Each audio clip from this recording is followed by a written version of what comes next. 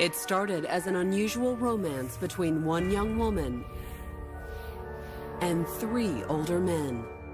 She appeared to be engaged to three guys at the same time. They all knew about one another, yet they were in close proximity to one another. Eventually, the tangled relationship would come unraveled. None of the fiancés ever said, "I do." But one would be found dead in the Alaskan wilderness. It was basically an execution. Had the three-way rivalry turned deadly? An answer would take almost 10 years to uncover, and in a surprising twist, depend largely upon the dead man's own words. On May 13th, 2005, 2 Coltside, Olympia, Washington. It's just what you would call, an average all-American street. Nice houses, nice yards and gardens. They'd come looking for a woman named Michelle Linehan. Michelle was a doctor's wife, an educated woman. She has a master's degree in public administration. They had a daughter together. She was this PTA mom. She worked for the Washington State Executive Ethics Board, the watchdog group that investigated ethics complaints against state workers. The Michelle the detectives had come to question was very different from the doctor's wife who invited them in for coffee that afternoon. In another life, a decade earlier, she had been a stripper in Anchorage, Alaska. She was once topless dancing, mixed up with a lot of guys. Just by talking and just by flirting, she could make thousands in a night. It just came easily to her. She was just a very good actress. Not only was this suburban PTA mom a former exotic dancer, she was also at the center of a 9-year-old murder investigation. A decade before detectives knocked on Michelle Linehan's front door, Michelle Hughes had been living in Alaska. A Louisiana native, she'd made the move north in 1994. She went with some friends and just fell totally in love with the place. She loved the outdoors. She loves animals. It was a breathtaking experience for her. But for all Michelle's love of the outdoors, she earned her living indoors at an Anchorage strip club called the Great Alaskan Bush Company.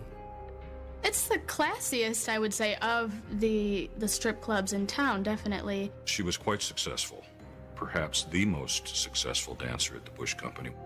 Michelle was so successful that it only took her a few months to earn a down payment for a house. Not bad, considering that according to co-worker Laura Aspiotis, Michelle wasn't much for dancing on stage.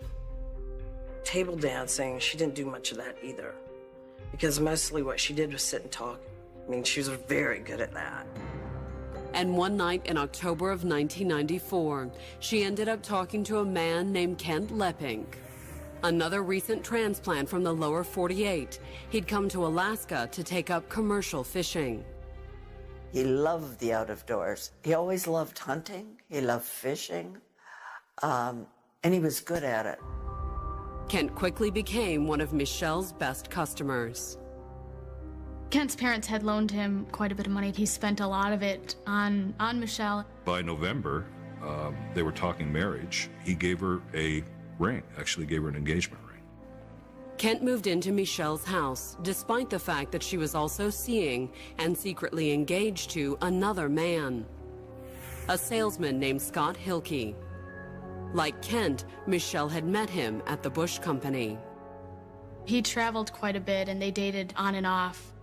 And when he wasn't traveling, Scott stayed with Michelle and Kent. But Kent didn't appear to be concerned with the arrangement.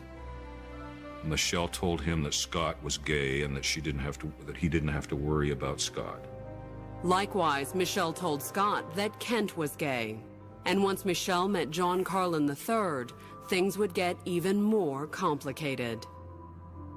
A widower from New Jersey, John and his teenage son had come to Alaska in 1994. Not long after, in June of '95, he met Michelle Hughes at the Bush Company. She came by his table and introduced herself, and they became acquainted. By the end of the evening, Michelle and John were becoming well acquainted. I said, I'm going with my friend to Amsterdam. And she said, oh, I always wanted to go to Amsterdam. And being a guy, I said, no problem. You want to go? I thought she'd say no, and she didn't.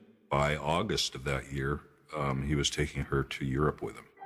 And when her house was being remodeled in November of '95, John invited Michelle to move in. I said, that's fine. You know why your house is being fixed? Kent moved in too. The unusual living arrangements started to sound like something out of a Hollywood sitcom. I said, sort of like Jack Tripper, just sort of opposite of the Three's Company thing. Only instead of Three's Company, it was 5. Kent Lepink stayed there too. Scott Hilke, when he came into town, also stayed there. Sometimes 3 of them in the same house, and John Carlin's son as well. That was kind of an unusual family unit, if I can use that word.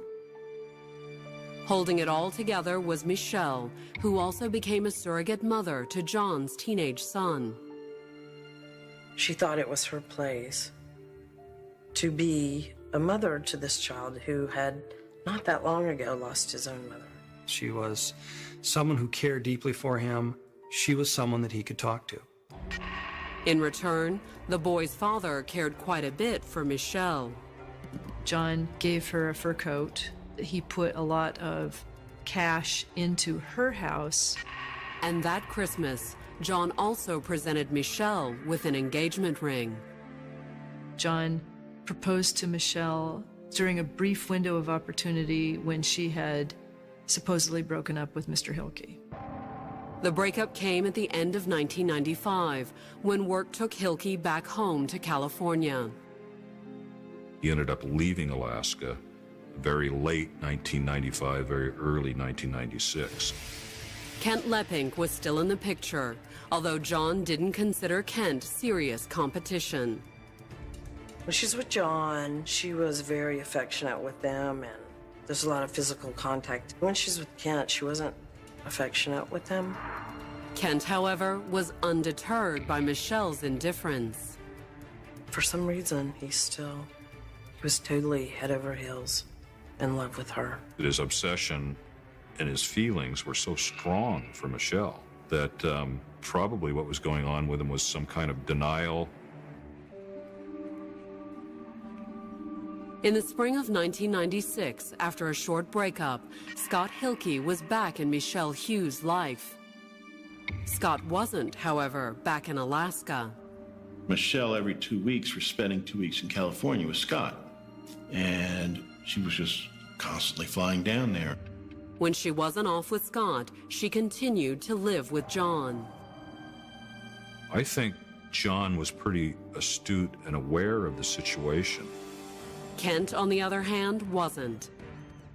Still living at John's house and undeterred by his fiance's frequent trips to California, he continued to make wedding plans. And he calls his mother in February of 1996 and says, Mom, guess what? Michelle has agreed and we're going to set dates. What Kent shared with me was she wanted a different life. She wanted a home. She wanted a family. In fact, Kent and Michelle had already started combining their lives. They set up a joint checking account.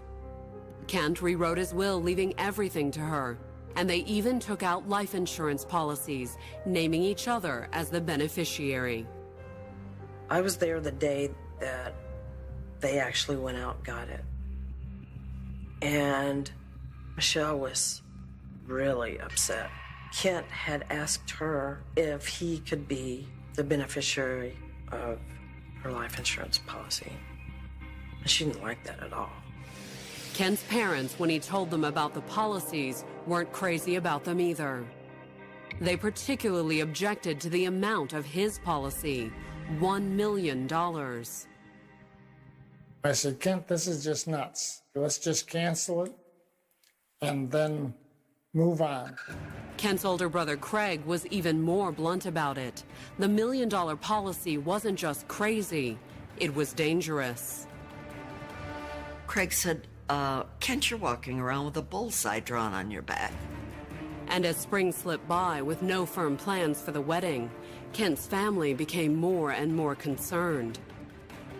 On April 26, 1996, Kent's dad arrived in Anchorage on a mission. He came up from the lower 48 to visit Kent to try to figure out what in the world was going on with the wedding. He found his son asking the same question. All Kent knew is one day he woke up, his father was coming the next day, Michelle was gone. He was a little bit beside himself. He kept telling me that, well, John Carlin knows where she's at, but he won't tell me. I said, well, that's really neat, isn't it? Kent spent 5 embarrassing, frantic days with his father, trying to figure out what had become of his fiancée. I think at that point, the light started coming on for him. There's a growing concern by Kent as to what's happening. Kent was seeing a different side of Michelle. But the question was, what would he do about it? On May 2nd, 1996, 3 days after Kent's father arrived home from Alaska, he and his wife received a final message from their son. We received like a big manila envelope in the mail from Kent, addressed to my husband and I. The letter, according to the postmark, had been mailed moments after Kent had dropped his dad off at the airport. Inside, Kent's parents found a short note and a second sealed envelope. On the outside of that envelope is written, "Do not open unless something happens to me." As instructed, the Leppings laid the second letter aside. But Betsy also made a worried phone call to her son. She got his message service. Of course, he never called back. And he never would. Coming up, what is inside the second letter? Is it the crucial clue investigators would need to solve a murder? Or the final revenge of a spurned fiancé? He said, if Michelle really loves me and we really are going to get married, this letter will never be read by you. On May 2nd, 1996, a utility crew drove up to a remote microwave tower outside Hope, Alaska. The man who was driving the utility truck looked up this trail and he saw something red in the trail. It was a man in a red jacket lying dead on the ground. It was basically a whodunit murder. They found a body and they didn't have a suspect. Within an hour, the remote site was swarming with state troopers. They isolate the scene, start taking measurements, marking where things are of significance. The troopers found 3 .44 caliber shell casings and 2 distinct sets of footprints. One for the dead man and one for his killer. Whether he was taken up there at gunpoint or the gun came out somewhere along the trail, that we do not know. Investigators did, however, know the dead man's identity, Kent Lepping. He had his driver's license on him, so his identity was discovered. Kent had been shot 3 times. In the back, stomach, and finally, the face. Kent was probably still alive at the time that shot entered, although barely. Then the killer had walked away, leaving behind Kent's wallet, his checkbook, and what just might have been the most valuable thing in the dead man's pockets. He did have a change of beneficiary form in his clothing. Kent had apparently filled out the form a week earlier, after Michelle had ditched his dad's visit. On it, he named his parents as the beneficiaries of his life insurance policy. Literally just a few days before he was found killed down in Hope, he had gone into the insurance office and changed his beneficiary. The slip of paper didn't list the prior beneficiary or the amount of the policy, leaving police puzzled about its significance. Hoping for an answer, they sent 2 troopers to the address listed on Kent's checkbook. At 3 on Friday afternoon, May 3rd, they knocked on the door of the woman whose name also appeared on the joint account, Michelle Hughes. She initially said that he was her boyfriend, but then that they weren't really boyfriend-girlfriend like most boyfriend-girlfriend relationships. We have a very unique relationship. It's a, Open relationship? no, like a conventional, not conventional, it's, Explain to me a little bit if you can. I have a boyfriend. Michelle, as she explained to the troopers, had a boyfriend besides Kent, one she'd just visited in California. A few days prior to Kent's disappearance, and that she had gone to Lake Tahoe with Scott Hilke. And as Michelle told the troopers, she hadn't actually seen Kent since. Where is he? He's dead. His body is gone. And that's why we're here.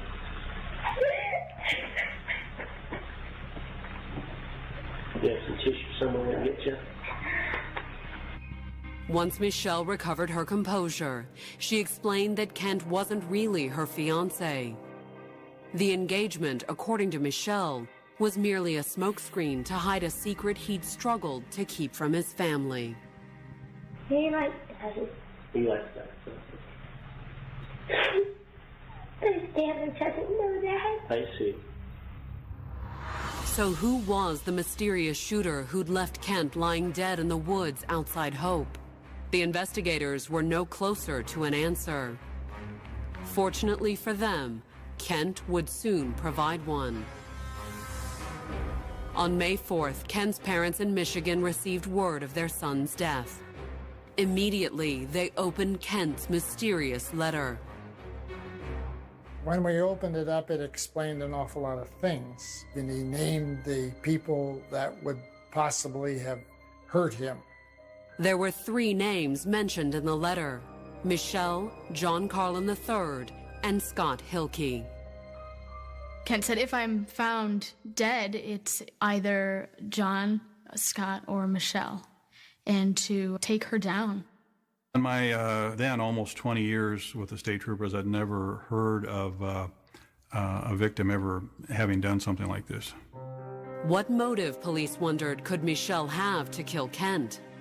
That's when Kent's parents filled investigators in about Kent's $1 million life insurance policy, the one that had once named Michelle as beneficiary. Had the entire engagement simply been laying the groundwork for murder? Kent, it appeared, had suspected as much. Something must have happened to tip Kent off that his life was in danger, but whatever it was, it didn't stop him from giving Michelle another chance. He said, if Michelle really loves me and we really are going to get married, this letter will never be read by you. Had Kent's hope for the best cost him his life? On May 5th, the troopers drove out to Michelle's house and questioned her a second time. Do you know if anybody has anything to gain from Kent's death? No, other than life insurance. Kent, of course, had taken Michelle's name off the policy. But did she know?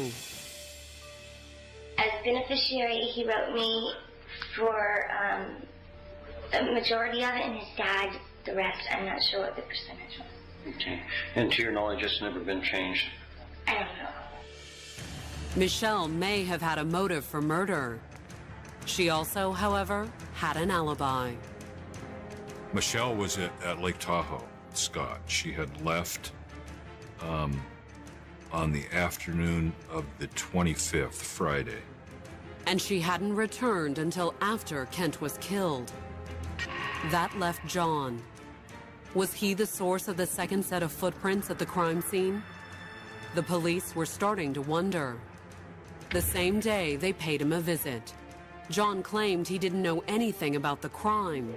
He did, however, have Kent's car. Kent LePink's car was still at the John Carlin residence here in Anchorage. In the car, troopers found another clue, a printout of an email John had sent Michelle. It was a description by him of a cabin in Hope that he had purchased. At the bottom of the note, Michelle handwrote a response to John saying, please don't tell anybody where we are. It appeared Kent had found the note. But how did his dead body end up in the woods outside Hope?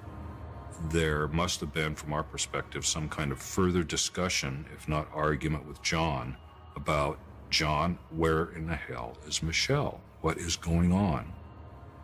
And in that context, it seems reasonable to us to conclude that John and Kent end up down on this trail that may well have appeared to Kent to be leading to a cabin. The pieces, as far as the investigators were concerned, were starting to fall into place. $1 million worth of insurance provided the motive. John contributed the muscle. And Scott, thanks to a conveniently timed trip to Tahoe, provided Michelle's cover. Though it appeared that Scott did play a role, police came to the conclusion that it was an unknowing one. He was a dupe in the whole thing. His whole purpose in life at that point was to be her alibi. By June, the state troopers were even closing in on what they believed to be the murder weapon. The slugs recovered during Kent's autopsy provided crucial clues to the murder weapon's identity. In these bullets, you have what's known as polygonal rifling. That is a very distinct type of rifling. There was, in fact, only one kind of .44 automatic that could have killed Kent Lepink. It was pretty clearly a Desert Eagle 44 pistol that was the source of the bullets. On June 29th, the state troopers brought John in to question him again. He denied ever owning a .44, much less a Desert Eagle. Have you ever, since you've been in Alaska or when you were in New Jersey, ever owned a .44 caliber handgun, John? Since I've been here? Mm-hmm. Yeah. And what about there in New Jersey?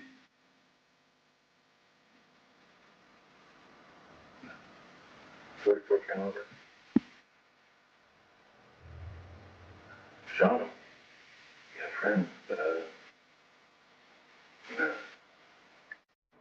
The state troopers weren't prepared to take John's word for it, however. On July 19th, they went to his house with a search warrant. They seized computers and several guns, but no Desert Eagle. An empty holster was found large enough to accommodate such a large handgun. Had that holster held a Desert Eagle? Experts at the State Forensics Lab in Anchorage suspected so. The firearms people at the crime lab here in Anchorage told me that from the pattern and indentations in the holster itself, that it was consistent with having contained probably a Desert Eagle.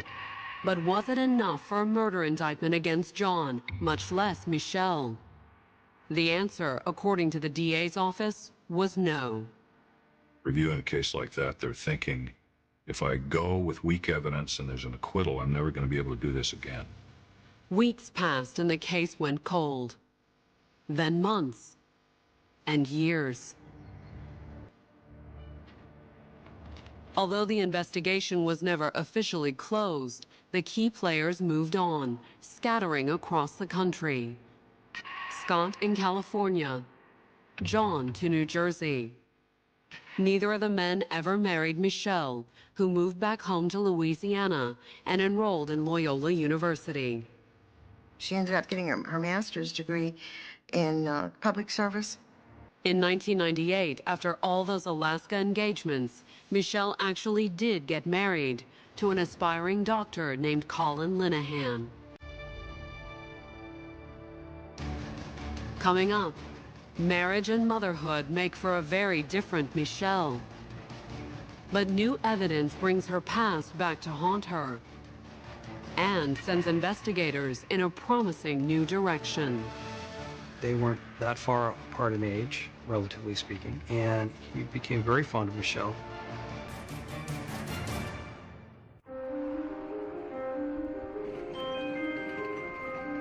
In 2004, it had been 8 years since Kent Lepink was found shot in the woods outside Hope, Alaska. The mystery of his death had never been solved. The case remained open, and that year became a top priority for the state's new cold case squad. Cold Case Investigative Unit had put together a list of cold cases and had decided which ones looked like they might result in prosecutions with a little bit more work. And this was on that list, this case. It was cold comfort to Kent's parents, who'd waited 8 long years to see their son's killer brought to justice. It was eating my husband up. It was eating me up. We know who killed him. It all fits together so beautifully. The Leppings, based on their son's last letter, were convinced Michelle and John had conspired to kill Kent.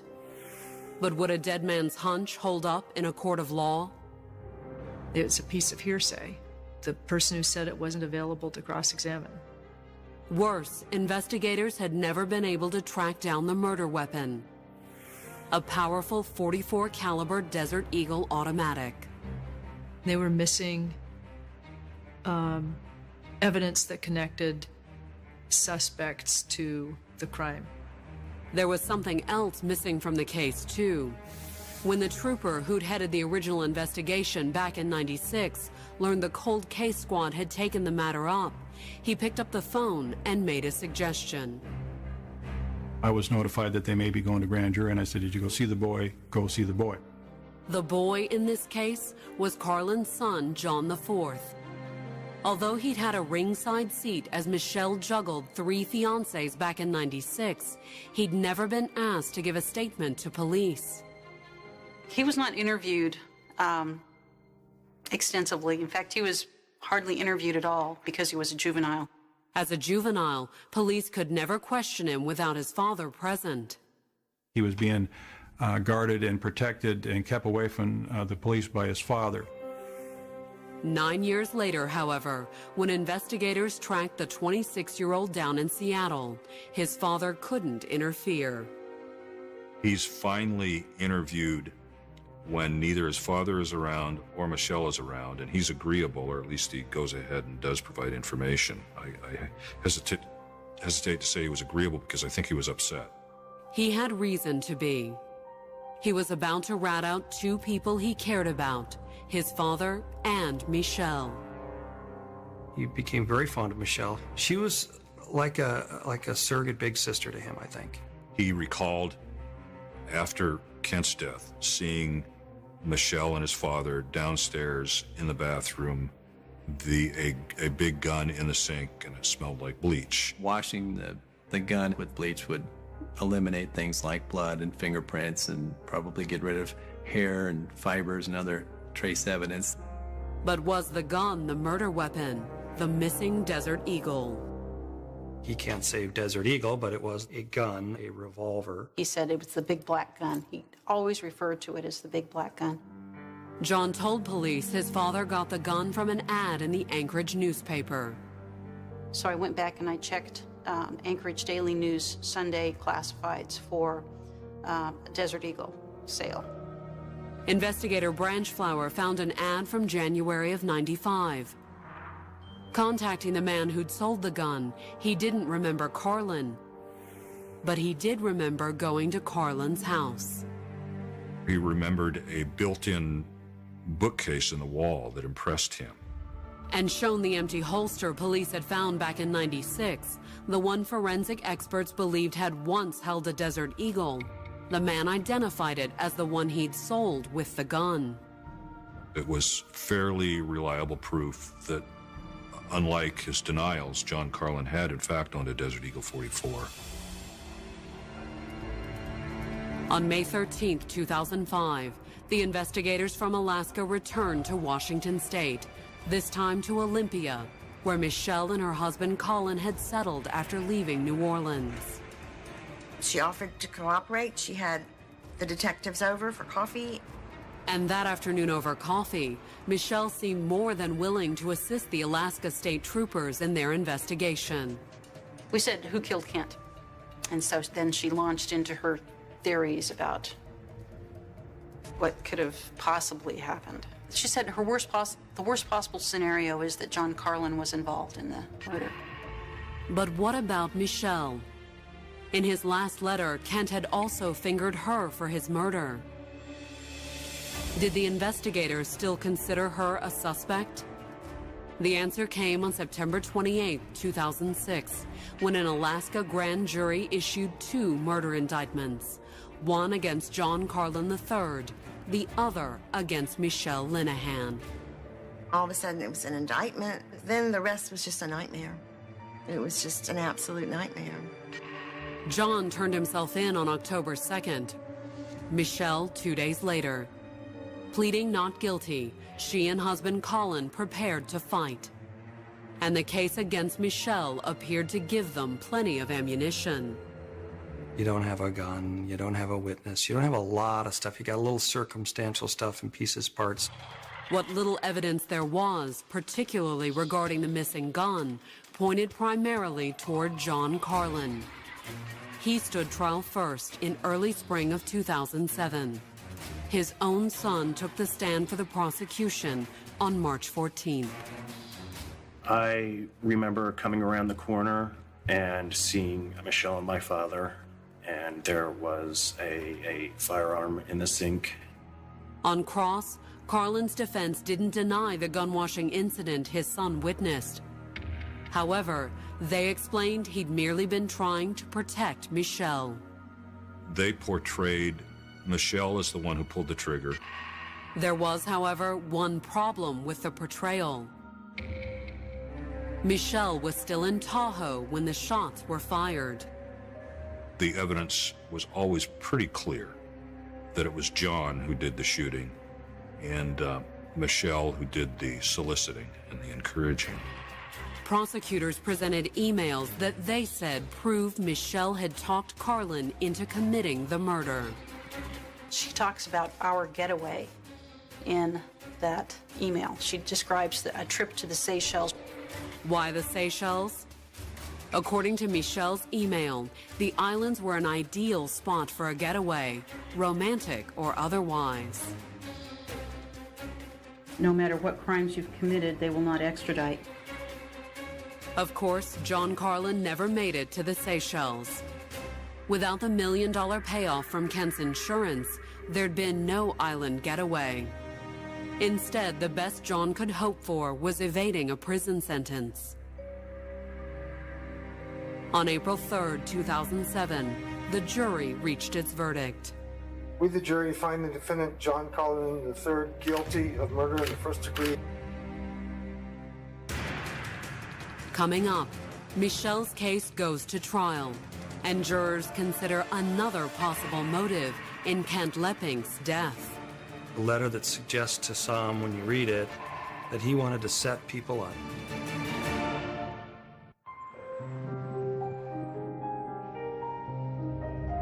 The Michelle Linehan that walked into an Anchorage courtroom on September 20th, 2007, was a very different woman from Michelle Hughes, the stripper that had danced on stage at the Bush Company over a decade earlier. She's a family woman with a child down in Washington State, a physician husband. It was just night and day, and a lot of people couldn't believe that she was the same woman. And how could this woman, this successful wife and mother, be accused of murder? I remember talking to a neighbor who was very shocked and stunned and didn't believe that Michelle could have had anything to do with this. Michelle's PTA mom image wasn't the only challenge prosecutors faced either. Everyone watches CSI and they want all the DNA evidence, all the murder weapon and all these things. And the reality is that those things aren't always there. In his opening statement, prosecutor Pat Gullifson explained there was no DNA evidence in this case because Michelle had been careful not to kill Kent Lepping herself. All she needed was somebody to do the dirty work, and she found an able and a willing partner in John Carlin III. But what about Scott Hilke, fiancé number one, and the man who, according to the police, had unwittingly provided Michelle with an alibi? On September 26th, Michelle's former on-again, off-again boyfriend took the stand and testified that jealousy, at least on Scott's part, was never an issue in his relationship with Michelle, since he never really considered Kent a rival. Was there anything that you observed, saw, that led you to believe that Mr. Lepping was a problem for you and Michelle getting together? No. Next, Scott's testimony laid the groundwork for the prosecution's effort to make jurors forget the successful woman Michelle had become. Instead, prosecutors wanted the jury to focus on the woman from 1996. The woman they said was a greedy seductress who preyed upon a string of lonely men. Scott was another one of the guys that was just thought he was in love with her, thought he was crazy about her, sort of captivated by her. His words were, "I'm lucky that I got out of it." And central to the prosecution's case was the setting where Michelle had met all three men, the Great Alaskan Bush Company. We thought it was very important that the jury understand she worked at the Bush Company, and that's where she met people. It was something that prior to going to trial, the defense had done their best to suppress. The defense asked the judge to preclude the state from putting on any evidence as to where she worked. A defense attorney gave this real elaborate speech about women are either Madonnas or whores. There's no in between. And if you allow Michelle to be referred to as a stripper, she will automatically be considered a whore. The judge, however, had overruled the defense's request. It was simply a fact, and that's where she worked, and those were the circumstances, and there were certain things that legitimately you can infer from those circumstances. But was murder one of them? He did use her job as a stripper to explain the lengths someone would go to for money, and money was her goal in the strip club, and the prosecution portrayed it as money was her goal for this killing. The defense, when they started presenting their case on October 11th, painted a totally different picture of Michelle. Taking the stand, husband Colin testified that while Michelle may have been a stripper when she met Kent Leppink, the woman he knew was a saint. It kills me that in their hearts, that they think Michelle had anything to do with that, because I know from the bottom of my heart and soul that she did not. What's more, Colin testified that Michelle had admitted to her stripping past not long after they'd met, and together they'd put her previous life behind them. Colin knew that she was an exotic dancer in Alaska. That was not an issue for him. So who did kill Kent Leppink? The defense offered several alternatives. The defense had said at one point that Carlin acted alone over jealousy. They also suggested that Kent had somehow killed himself. The defense did bring up the possibility of a suicide, that he had staged his own death. Some other theories that were that he had paid somebody to kill him. It was a possibility that the defense claimed might be buried in the fine print of Kent's last letter. That's a very odd letter. It's a letter that suggests to some, when you read it, that he wanted to set people up. There's not one bit of evidence that Michelle in any way wanted it to happen or knew that it was going to happen. And the proof, according to the defense, had been caught on tape. On October 15th, the defense rested their case by playing a recording for the jury. It was the tape state troopers had made 11 years earlier, moments after telling Michelle Kent had been murdered. His body was stoned, and that's why we're here.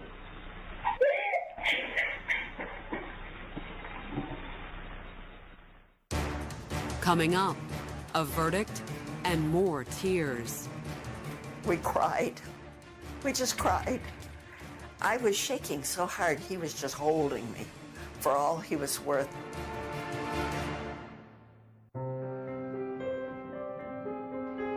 On October 22, 2007, Michelle Linehan sat in an Alaska courtroom. Accused of the 1996 murder of Kent Leppink, she calmly awaited the jury's verdict. She had reason to be confident. There was a lot of hearsay in this case, a lot of speculation in this case, a lot of stitching together of details with hypotheses. When the foreman rose to read the verdict, it was almost too much for Kent's mom to take. The assistant to our prosecutor, I was shaking so hard he was just holding me for all he was worth. We, the jury, find the defendant, Michelle K. Linehan, guilty of murder in the first degree as charged in the indictment. It was a faint little gasp, but Michelle, she looked just dead ahead. Maybe she was in shock. Husband Colin certainly was. He just looked, like he'd just been hit by a train. You couldn't help but your heart go out to him. In January of 2008, John Carlin III was sentenced to 99 years in prison. And Michelle, convicted of putting John up to the crime? At her sentencing on April 2nd, she finally spoke in court. Prosecutors had claimed she could talk a man into murder. Could she sway the judge's decision? I am not the monster that has been painted by the prosecution. More than a decade ago, I made the choice to work at the Bush Company. While working there, I made poor choices. I accepted gifts and money from Kent Leppink. Michelle was convicted because she was a stripper. They just figured she was a manipulative stripper, and that's what they do. I think it's really unfortunate what a young girl at 19 did for a year and a half of her life and be judged by that. But as the judge handed down his sentence, he made one thing clear. He believed that Michelle had not only taken Kent Leppink's money, she'd also taken his life. I can find no distinction between the puppet who pulls the trigger and the puppeteer who pulls the strings. I sentence Ms. Linehan to 99 years.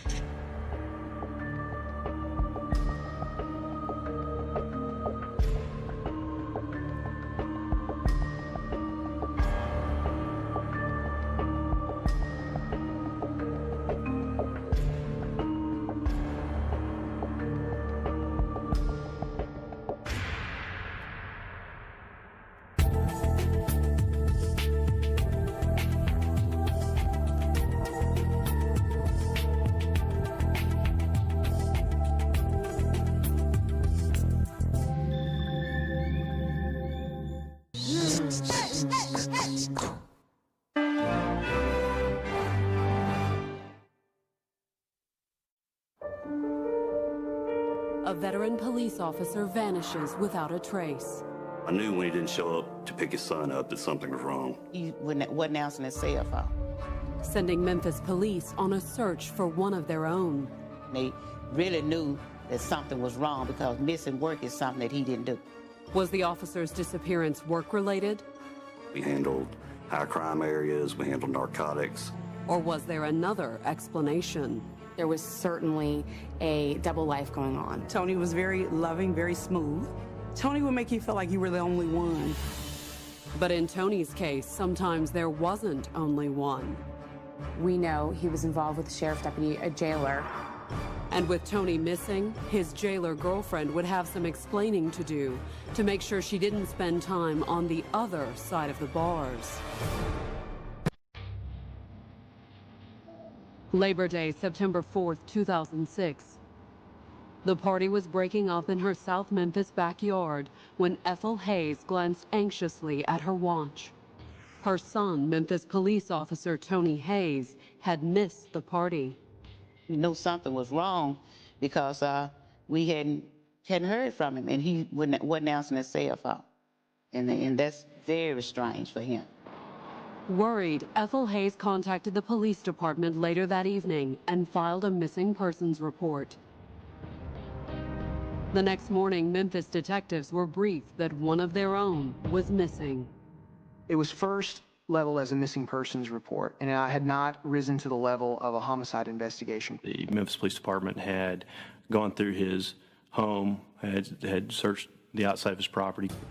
Investigators also turned to Tony's girlfriend, Monique Johnson, to see if she had any idea where he might be.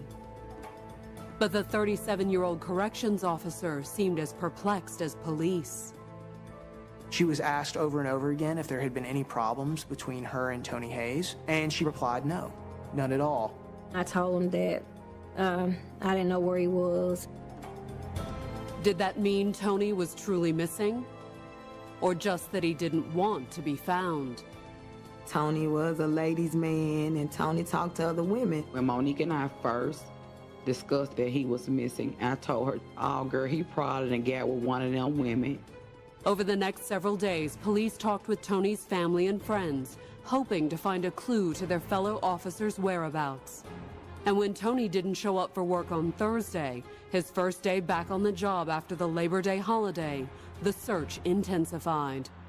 They thought maybe he might have just packed a bag and went out of town for a few days. They called a roll and he didn't answer roll, so that's when they really knew that something was wrong. Memphis police also feared that Tony might have run into trouble on the job. Tony Hayes had had an altercation with some suspects, and there were some threats leveled against him by those suspects that they would report him for being too aggressive with them. But were the allegations true? Or as the mystery of Tony's disappearance would prove, does the line between aggressor and victim depend on who's doing the talking? By 2005, 36-year-old Tony Hayes had been in his share of tough spots. In the Persian Gulf, he served his country during wartime. He went to the Marine Corps, and when he came back, he was blessed to get on to the Shelby County Police Department at that time. After that, he applied with the Memphis Police Department, started out in uniform patrol, just regular uniform patrol, just as I did, and moved up to a plainclothes position. Tony also moonlighted as a security guard in an apartment complex on the city's east side. That's where he met Monique Johnson in 2005. A corrections officer at the Shelby County Jail, Monique lived at the apartments with her teenage son, Donald. He used to try to flirt with a lot of women when they come through the apartments, try to talk to him. Quite a few women appreciated Tony's attention, including Monique. I thought he was a nice-looking man. He was, well-dressed. He was actually outside talking to my son when I first met him. I walked out the house to get in the car. That's when Tony and I exchanged phone numbers. But despite Tony's good looks, Monique wasn't quite ready to jump into a new relationship. A two-time divorcee, she was in the process of trying to rebuild her life. Monique did have a history of unhealthy relationships, if you will, of men who didn't treat her right, didn't appreciate her. Tony soon called, but Monique, unsure of what to do, turned to her friends for advice. She was like, and I don't know if I should talk to him because you know how my relationships has been. And I was like, well, if you feel you need to take it slow, take it slow. Eventually, Monique returned Tony's call and agreed to go out with him on one condition. I told him I didn't want to be involved with anybody that was in a relationship with somebody. He talked about his prior marriages, but that he was single and was not married. Tony also told Monique that since he too was twice divorced, most recently from the mother of his young son, he understood why she was being cautious. Then, over the next few weeks, Tony worked to gain her trust. He would bring her flowers, he was spending time with her, they were having 2- and 3-hour phone conversations. Things finally seemed to be going Monique's way. She moved into a new house with her son and continued to see Tony on a regular basis. They went out of town together a couple times. They used to go out to eat a lot. He was involved in Monique's son's life. They were close. Things were good. But a few months into the relationship, according to Monique, things started to change. He used to call all the time and text, and if I didn't answer, that was a problem. It was like, where you at? Where you been? Who you with? Why didn't Tony trust Monique? One afternoon, while Monique was complaining to some friends about Tony's need to keep tabs on her, Monique's cousin suggested an answer. My cousin was like, he sounds like somebody that's married. Did Tony suspect Monique was sneaking around on him because he was also cheating in order to be with her? There was, according to Monique's cousin, one way to find out. Monique called the county clerk's office and found out that Tony had told the truth about his number of divorces, but not his number of marriages. They told me, yes, he was married. They gave me the date he was married, which was actually, he got married 3 months before I met him. He's having this relationship with Monique. He's married at the same time, you know, has ex-wives. So certainly this starts to come out. Monique, however, wanted to hear it from Tony. I asked him why did he lie about not being married. He hesitated, and I was like, don't lie, because I already know. Reluctantly, Tony admitted that he was still married, but he also offered an explanation. He convinced her, okay, my wife and I are separated. It's not anything going on anymore. You know, you and I are together. You and I are the relationship. He said that he was in the process of trying to get a divorce, but money was tight. And once he got some money, that he was gonna file for a divorce. Monique agreed to give Tony a second chance, but not before setting the record straight with the wife. Monique Johnson called her directly and stated that she was seeing Tony. She did confirm they were separated, but she didn't say how long they had been separated. With Tony's skeleton out of the closet, he and Monique gave their relationship another shot. And for a few months, it seemed to return to stable ground. That is, until Tony's cell phone started ringing at all hours of the night. There would be times when they would be together at the house during bedtime hours, 2, 3, 4 o'clock in the morning. His cell phone would ring, ring, ring, ring, ring. Finally, Monique confronted Tony about the calls. And I was like, won't you answer the phone? And he was like, there's nobody there, call back. On May 19th, Monique managed to sneak a peek at Tony's phone. He just had just various text messages in there from women. They was texting him with some of the text messages saying, good morning, baby, and stuff like that. Later that afternoon, Tony returned home to a house that was in shambles. She put oil in his shoes, ripped clothes, ripped to shred, pants, shirts, just tore them apart. Keyed his card outside, keyed them up and down, back and forth.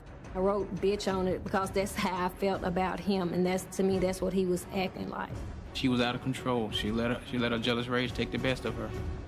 Her rage spent ransacking the house. Monique calmly told Tony they were through. I said, it's over, and he was like, no, it's not over. You can't leave, you're gonna be with me. He said, if you leave me, then I'm gonna go ahead with the order, have them, you know, to press charges. Monique's outburst had given her lover leverage. If Tony pressed charges over the property damage, she could lose her job as a corrections officer.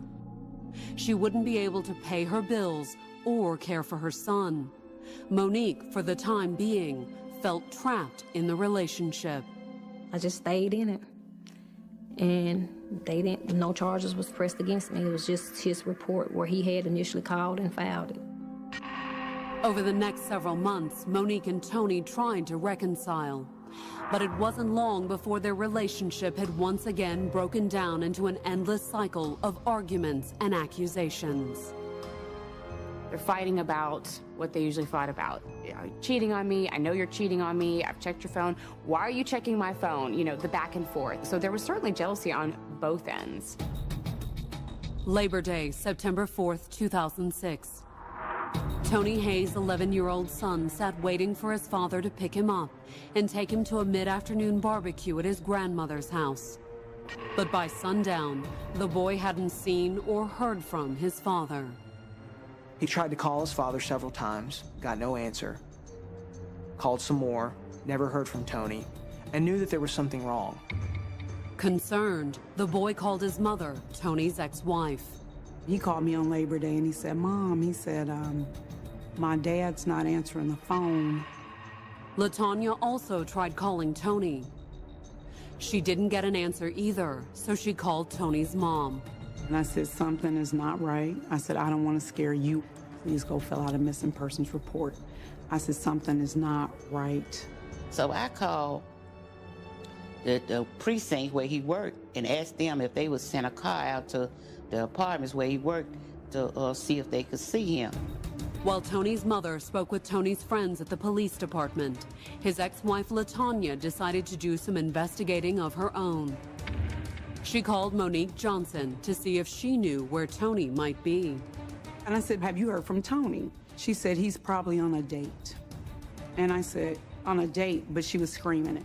He's probably on a date. He's nothing but a liar and a cheater. Coming up, police, desperate to find their fellow officer, uncover a possible clue. That morning, about 7 a.m., Tony Hayes got a text message.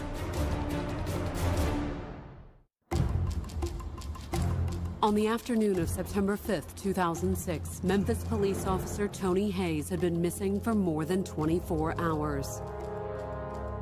Investigators had been busy searching for their lost colleague. They said, this is not a man who would go missing. This is not a man who shows up late for work. This is not a man who doesn't call his family. Could Tony have run into trouble related to his job? Tony worked in the West Precinct of Memphis, which is a rough precinct.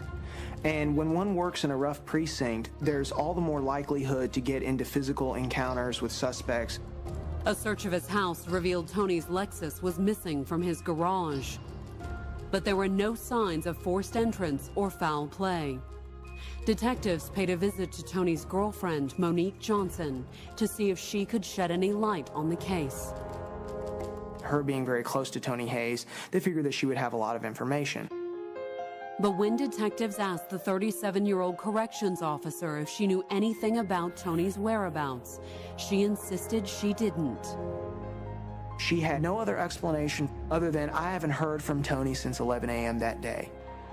However, she did mention that Tony had run into trouble at the apartments where he worked as a security guard. She said, I had talked to him about some guys at the apartment where he worked. He had got into it with them.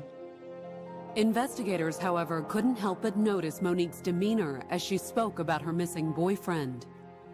She appeared to be very calm, very collected, and stared at them with this very stern gaze that frightened the detectives a little bit. At the end of the interview, detectives handed Monique a card with their phone number and asked her to call them if she heard anything. An entire 2 days passed, and Monique Johnson never called Sergeant Mason to ask about the status of the investigation. By Thursday afternoon, with Tony missing for more than 72 hours, Sergeant Caroline Mason contacted Monique a second time. She told me that they needed me to come downtown. They had some, wanted to take a statement. Once inside an interrogation room at Memphis PD, detectives pressed Monique to tell them everything she knew about Tony's disappearance. She was not cooperative. She started to grow very defensive. She stared at the police a lot, and it took her a very long time to answer questions. And of course, this struck the police as suspicious. Meanwhile, outside the interrogation room, more detectives poured through Tony Hayes' subpoenaed cell phone records in hopes they'd find some clue to his location. And they did. That morning, about 7 a.m., Tony Hayes got a text message from a female friend of his named Kim Chisholm. The investigators immediately called Kim and asked her to come down to the station. Asked about her relationship with Tony, Kim admitted she'd been casually dating him. Kim Chisholm and Tony Hayes had been seeing each other for a couple of months. But the last she'd been in contact with Tony, according to Kim, was on the morning of September 4th. She texted him, asking him if he would like to go for a jog. Later that morning, according to what Kim told police, she'd received a call from Tony's phone. She'd answered it expecting Tony. Instead, Kim told police it had been Monique. Monique actually called the woman who had been repeatedly calling Tony. The call had abruptly dropped, but not before, according to Kim, she'd heard Monique screaming at Tony in the background. Kim could hear Monique yelling at him that she had it with him seeing other women. Within minutes of taking Kim's statement, detectives confronted Monique with the new information. They knew all about her heated conversation with Tony. Then they accused her of killing him. Detective asked Monique Johnson that for the sake of closure and for the sake of the family, to just tell them where the body is. I end up telling them, they asked where was it. I told them I couldn't tell them where it was, that I could take him. Monique explained to the police it had all started when she discovered a text message on Monday morning, September 4th. I was in the bathroom getting ready to go home. His phone started vibrating, and I picked it up, and that was a text message. And it said, "Good morning, baby." Suspecting Tony was cheating on her again, Monique said she'd pocketed his phone. Then, kissing Tony goodbye, she'd driven back to her house. On the way, however, she'd placed a call on Tony's phone. I went to that text message and pushed send, and it called that person that sent the text. And just as Monique had expected, a woman answered. She was like, "Hey, baby." And I was like, "No, this isn't baby, this baby's girlfriend." Monique had essentially caught Tony cheating. And Tony, as she explained to police, knew it. As she was having this conversation on the telephone, she looks in her rearview mirror and sees that Tony's following very closely behind her. He was almost running to the back of my car. And when she pulled into her garage minutes later, according to what Monique told police, Tony parked behind her and ran up to her car. And was telling me to get out of the car so we could talk, and I told him it was nothing to talk about. And he had pulled on the door handle a couple of times, and my door was locked. He's telling her to get out of the car, to give him his phone. He needs to talk to her. He wants to be with her. He's tired of all of this. And Monique's telling him it's over. This is the last straw. Eventually, according to Monique, she'd opened the car door. And that's when she claimed Tony had lunged at her. She gave them the story that Tony Hayes started a physical confrontation with her while she was still sitting in her car. And she got frantic and grabbed the gun that was sitting in her seat and just started firing at Tony. Monique told investigators that she'd shot 3 or 4 times, leaving Tony dead on the garage floor. She was afraid police wouldn't believe her story. So in her panic, she asked her 16-year-old son, Donald Wallace, to help her get rid of the body.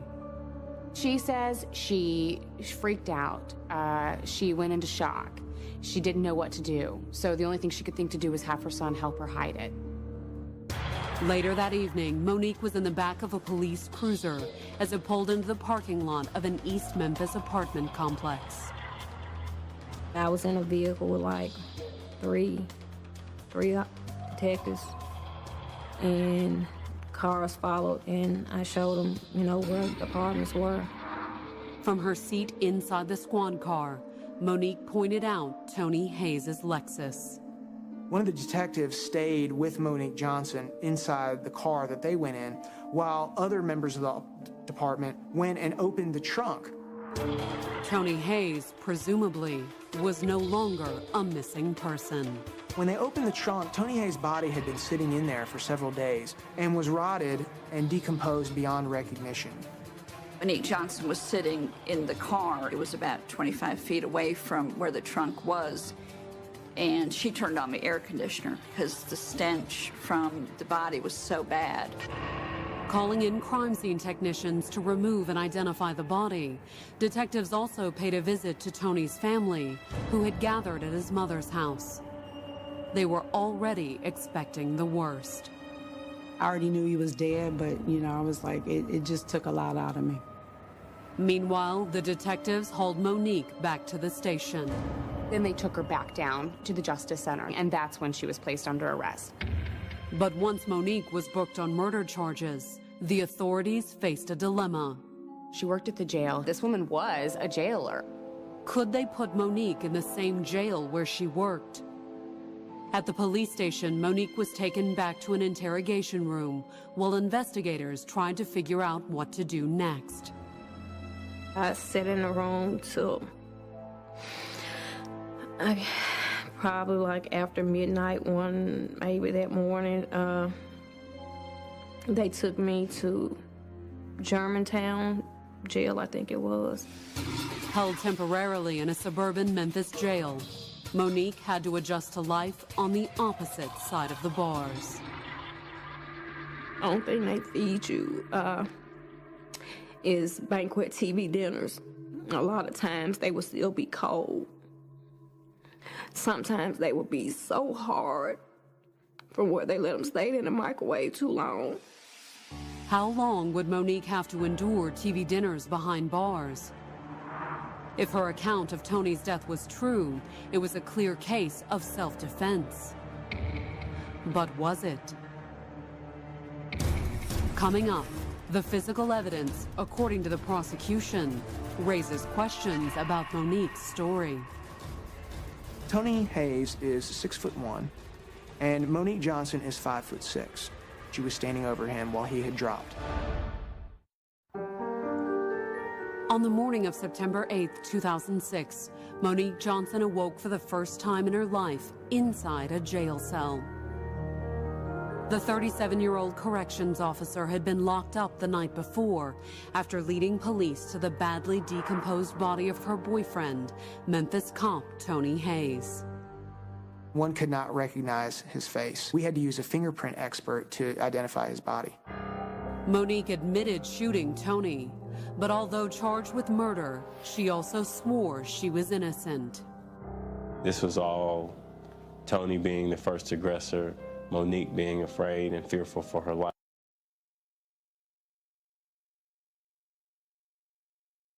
His corpse inside the trunk of his Lexus for 3 days. They began to suspect there was more to her story than a simple case of self-defense. That body cooked. His eyeballs were starting to pop out. His skin was starting to slide off.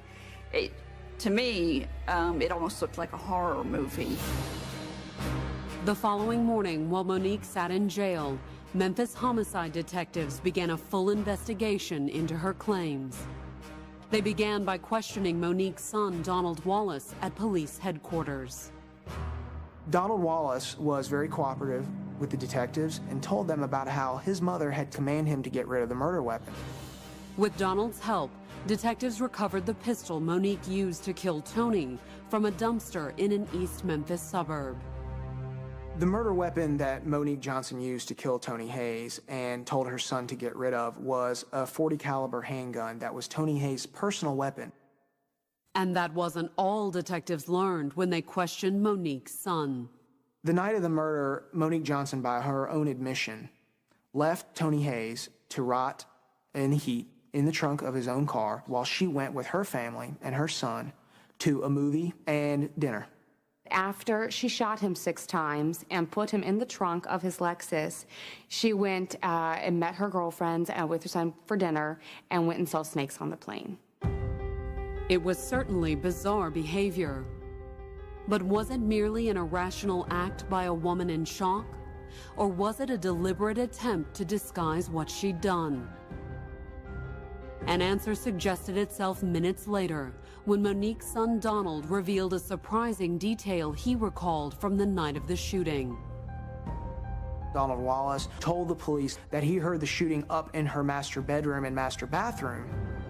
And although Monique had confessed to shooting Tony in the garage, investigators had found one peculiar detail earlier that day that suggested Donald was the one telling the truth. One thing that struck them as unusual was in her master bathroom, there were double doors that did not match. One tint was slightly darker than the other. Lieutenant Mason was saying that the doors didn't match up. And they saw a bucket where she had been mopping, getting stuff up off the floor. Between Donald's statements and the suspicious findings in Monique's bathroom, detectives suspected Monique may be hiding something. A few hours later, they hauled her back down to police headquarters and confronted her with their findings. They confronted her with those facts on Friday, the day after the first statement, and then Monique Johnson gave a second statement, and then admitted that she killed him in her master bathroom, but gave a different story surrounding the murder. According to Monique's new story, she'd eventually wrestled away and bolted up the stairs towards her bedroom. But Tony, Monique claimed, had been right behind her. This time her story was that he started a physical struggle with her in the garage and continued to hit her as she walked through her house up the stairs. He closed the door behind us and he shoved me. And I kind of like stumbled a little bit on the bed. Monique said that cornered in her bedroom and scared for her life, she begged Tony to leave. I said, get out and leave. I said, because I'm sick of it just like you are. I'm not willing to keep going through this. But her words, according to Monique, only made Tony angrier. He like mugged me. And I fell up against the frame of the door and we got to fighting there. He pushes her and she falls into the bathroom. Scrambling to her feet, Monique said she'd retreated to her bathroom closet where she kept a gun hidden for protection. But once she grabbed the pistol, she said Tony had merely laughed. And he said, you won't shoot me. And I was like, if you don't leave, I will. He turned around as if he was going to go. But just as Tony reached the door, Monique said he'd suddenly whipped around and charged at her with his fist clenched. I feared that he was going to beat me senseless, and I fired the gun. Then Monique claimed she'd blacked out. And the next thing I remember, I heard my son beating on the bedroom door and calling me. He asked me what had happened. I told him that I had shot him. Monique told investigators she'd asked her son Donald to help her hide Tony's body in the trunk of his Lexus. Then, after stashing Tony's car at an East Memphis apartment complex, Monique's son picked her up. Then she'd returned home and begun a hasty cleanup. A bullet had gone into one of those doors, and she went to a construction site that was abandoned at the time, got a door, and replaced it. Monique claimed she had concocted her first story about shooting Tony in the garage to protect her son from his role in helping dispose of Tony's body. I hate that my son had to be there. He had nothing to do with it. And what about Monique? Was she as innocent as she claimed? To authorities, her shifting stories cast doubt on her self-defense scenario.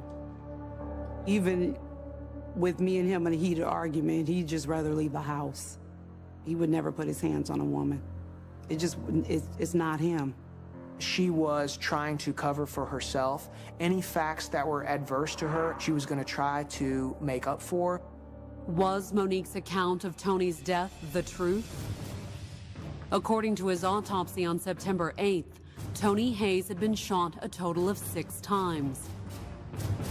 However, it wasn't how many times Monique shot Tony that suggested she hadn't acted in self-defense. It was where she shot him. 5 of those shots, at least, were from the back. In his head, and in his shoulders, in his back. And according to the autopsy, most of the bullets that entered Tony's back were fired from a downward trajectory. Tony Hayes is 6'1", and Monique Johnson is 5'6". And I don't see any other way that she could have pulled off those shots, if not for the fact that she was standing over him while he had dropped. He was already down by the time at least half of those shots came out. So why did she keep shooting? To prosecutors, the answer was clear. Monique had aimed to kill Tony. Monique Johnson's murdering of Tony Hayes was no frantic reaction to any kind of an attack. It was deliberate, and it was premeditated, and it was bullet by bullet. On February 8, 2007, the Shelby County District Attorney's Office brought Monique's case to the grand jury. Based on the strength of the evidence, the grand jury indicted Monique with first-degree premeditated murder. She was given a bail of $1 million, to which one would have to post 10%. She was never able to do that and stayed in custody until trial. Coming up, Monique takes the stand and tells her story a third time, adding a twist that just might offer the former corrections officer a ticket out. On February 12, 2008, Monique Johnson walked into a Memphis courthouse to stand trial for murder. She was accused of killing her boyfriend, Tony Hayes, and hiding his body in the trunk of his car. Charged with first-degree murder, the 39-year-old corrections officer faced life in prison if convicted. She was a cop killer. And then she involved her 16-year-old son, Donald, helping her to put Tony's body in a trunk. In their opening statement, prosecutors portrayed Monique Johnson as a scorned and vindictive woman who'd savagely murdered her boyfriend after she discovered his latest act of infidelity. He was cheating on her, and she wasn't going to take it. It was cold-blood murder. It was very malicious. It was out of anger. It was out of jealousy. It was out of rejection. Citing the number of rounds fired, the trajectory of the bullets, and the callous means by which she tried to cover her tracks, prosecutors argued Monique murdered Tony Hayes by shooting him 6 times in the head and back as he cowered helplessly beneath her. That's what this case is about. An execution and evasion. If she was shooting one shot to stop him from coming towards her, then what explains gunshots in the back of his head and at a downward angle, which means he was down? He was not coming towards her anymore. There was not a threat of attack any longer. Monique Johnson executed Tony Hayes by putting 6 bullets in him, including in the back of the head and several to the back. And then as soon as she executed him, began a course of evasion, including a path of lying and deception to his closest family members, to law enforcement officers. In their opening argument, Monique's attorneys attacked Tony's character, describing him as an abusive man who had attacked his girlfriend after being questioned about his unfaithfulness. It wasn't a situation that Monique planned to kill him, dump the body, and then go to see a movie and go to dinner. This was all Tony being the first aggressor, Monique being afraid and fearful for her life, and then defending herself. And after the fact, panicking, not knowing what to do, not knowing who she could trust, not knowing who to turn to. But Monique's attorneys asserted that September 4th, 2006 wasn't the first time Tony had assaulted Monique. According to the defense, Monique had been pushed to the breaking point by Tony's abuse. This case was about the things that happened during the course of that relationship to lead up to the day in the bathroom when Monique was faced with the choice of sparing her own life or taking Tony Hayes' life. As evidence of the abuse Monique suffered under Tony, the defense presented several family members who recalled observing bruises on Monique's body. She started having bruises on her neck and her face, and I used to always ask her what happened. She wouldn't tell me. I have seen a bruise that was on her upper thigh that looked more like a foot bruise. I have seen like the finger marks around the neck where she tried to hide it with the makeup. On cross, prosecutors fired back, arguing there were no official reports or evidence of physical abuse in Tony and Monique's relationship. There was nothing on paper, there was nothing on the record that showed Monique Johnson had ever been abused. She had never gone to the hospital and filed a report. There were no pictures on documents. Instead, the prosecutors argued it was Monique who was the true aggressor in the relationship. As evidence, they pointed to her rampage in May of 2006, months before the shooting. She not just vandalized his property, but did it in a very deliberate and methodical way, cutting clothes garment by garment, keying words on his car and his headboard. She didn't seem like she was afraid or that she was an abused woman. Yeah, because if you were an abused woman, the first thing you would not do is vandalize somebody's house, because you would think, he's gonna come after me. Which Monique was the real one? The abused girlfriend described by the defense, or the jealous lover who, according to prosecutors, would lash out when crossed? On February 14th, Valentine's Day, the jury would get to see for themselves. That afternoon, Monique took the stand in her own defense. During Monique's testimony, we walked through the entire relationship, how After about 3 or 4 months, there was the first incident of violence, and Tony hit her. It was abuse that, according to Monique's testimony, she had frequently suffered at Tony's hands. He would punch me in my thighs, in my upper thighs, my upper arms. And I mean, I'm easy to bruise, so it didn't take much, but I say my leg, my thighs would be sore from where he would been to punch me in them when we be fighting.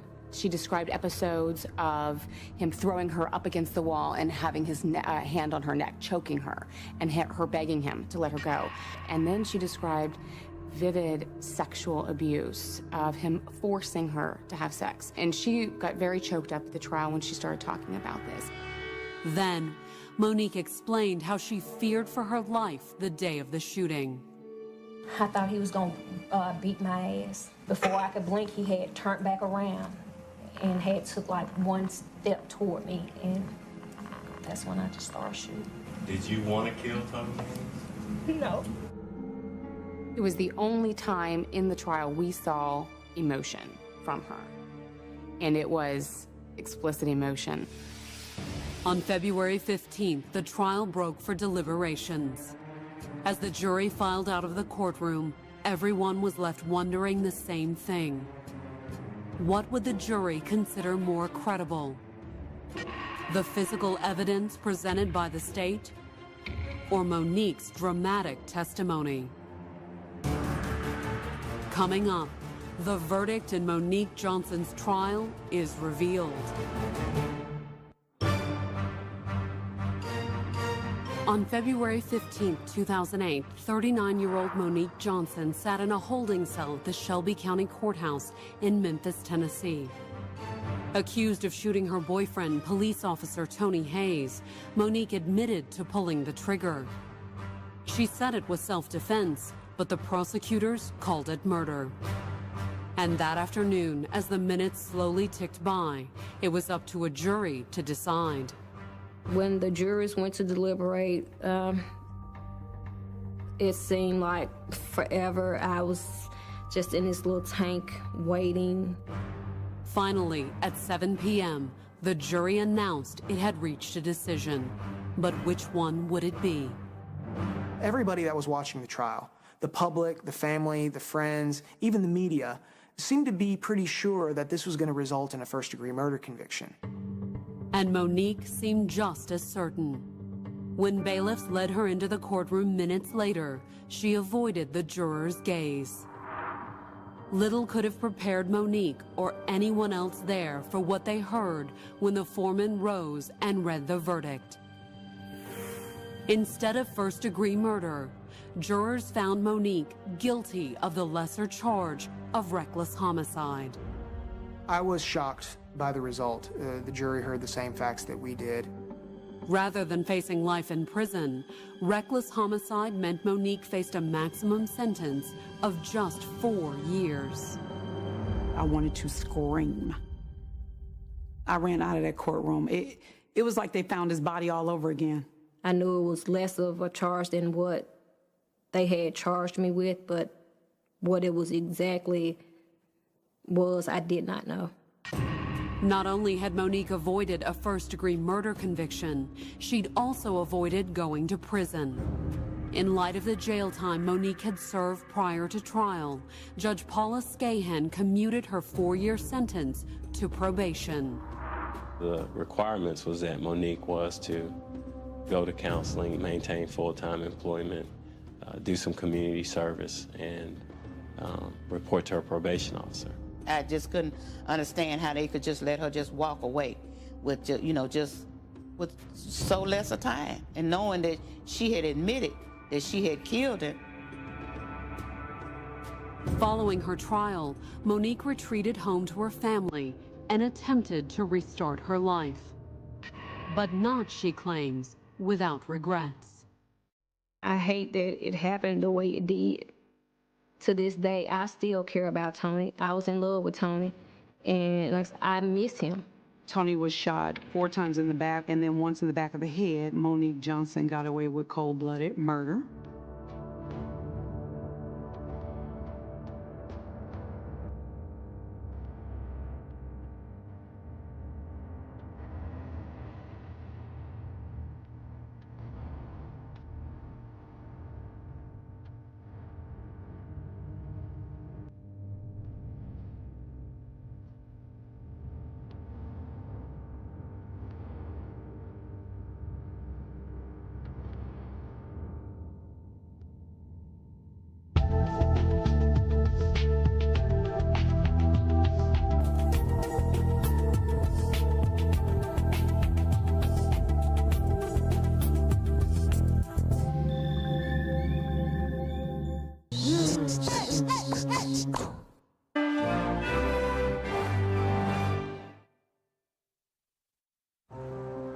In the small town of Peru, Indiana, few couples generated more gossip than attorney Jim Grund and his wife, Susan. Jim and his trophy wife was the perception people had of him. Susan certainly looked the part. Susan had the boobs to hilt and the high heels. And in a town like Peru, it was perhaps inevitable the two ended up together. He enjoyed the finer things in life, was known to like a cocktail, cute girls. There was an instant attraction. He found her quite exciting. But when Jim Grund is shot dead in August of 1992, authorities find themselves asking, had the former prosecutor strayed too close to the edge? Authorities looked into people that Jim had put away as a prosecutor. Or had Jim and Susan's instant attraction turned fatal? Like many mothers, Susan Grund spent the evening of August 3rd, 1992, hauling kids around. Son Jacob was spending the night at a campground with friends. Meanwhile, with her big brother gone, daughter Tanel was hosting a sleepover for her cousin. Susan Grund walked into the house after having brought the girls home, walked in, thought that her husband initially was asleep. When I called out, he didn't respond. It was late, and Jim had been out to dinner with his brother-in-law, Fred. So I thought, well, maybe they had one too many to drink. Sometimes when he would go meet Fred, they would drink a little bit. I had asked Mom if I could kiss Dad goodnight, and she didn't want me to because she said he was sleeping. Susan sat the 7-year-olds down in front of the TV. Then she went upstairs where Jim Grund was sprawled out on a couch in the couple's bedroom. But he wasn't asleep or drunk. The next thing we heard was Mom crying upstairs. He'd been shot. The bullet has traveled through his eye, through his brain, out the back of his head and into the sofa. A prominent attorney shot dead in his own bedroom. The crime left police scrambling for a suspect. He was a prosecutor. He was an attorney. He probably had a lot of enemies. But had the killer come from Jim's past or Susan's?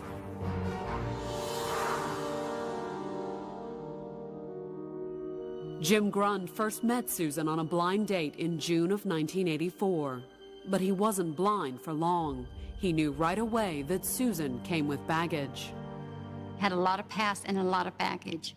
So I actually went overboard in telling him everything about me. Originally from Peru, Indiana, Susan had left home in 1975.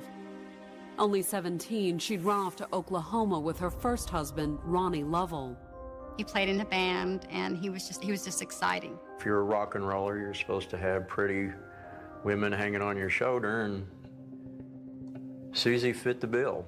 Ronnie wasn't the only shoulder Susan had hung on to in those days either. Infidelity was commonplace among all the bands. We just traveled the circuit and we slept the circuit. Susan and Ronnie divorced in 1979. A second short marriage to a construction worker named Gary Campbell produced a son named Jacob.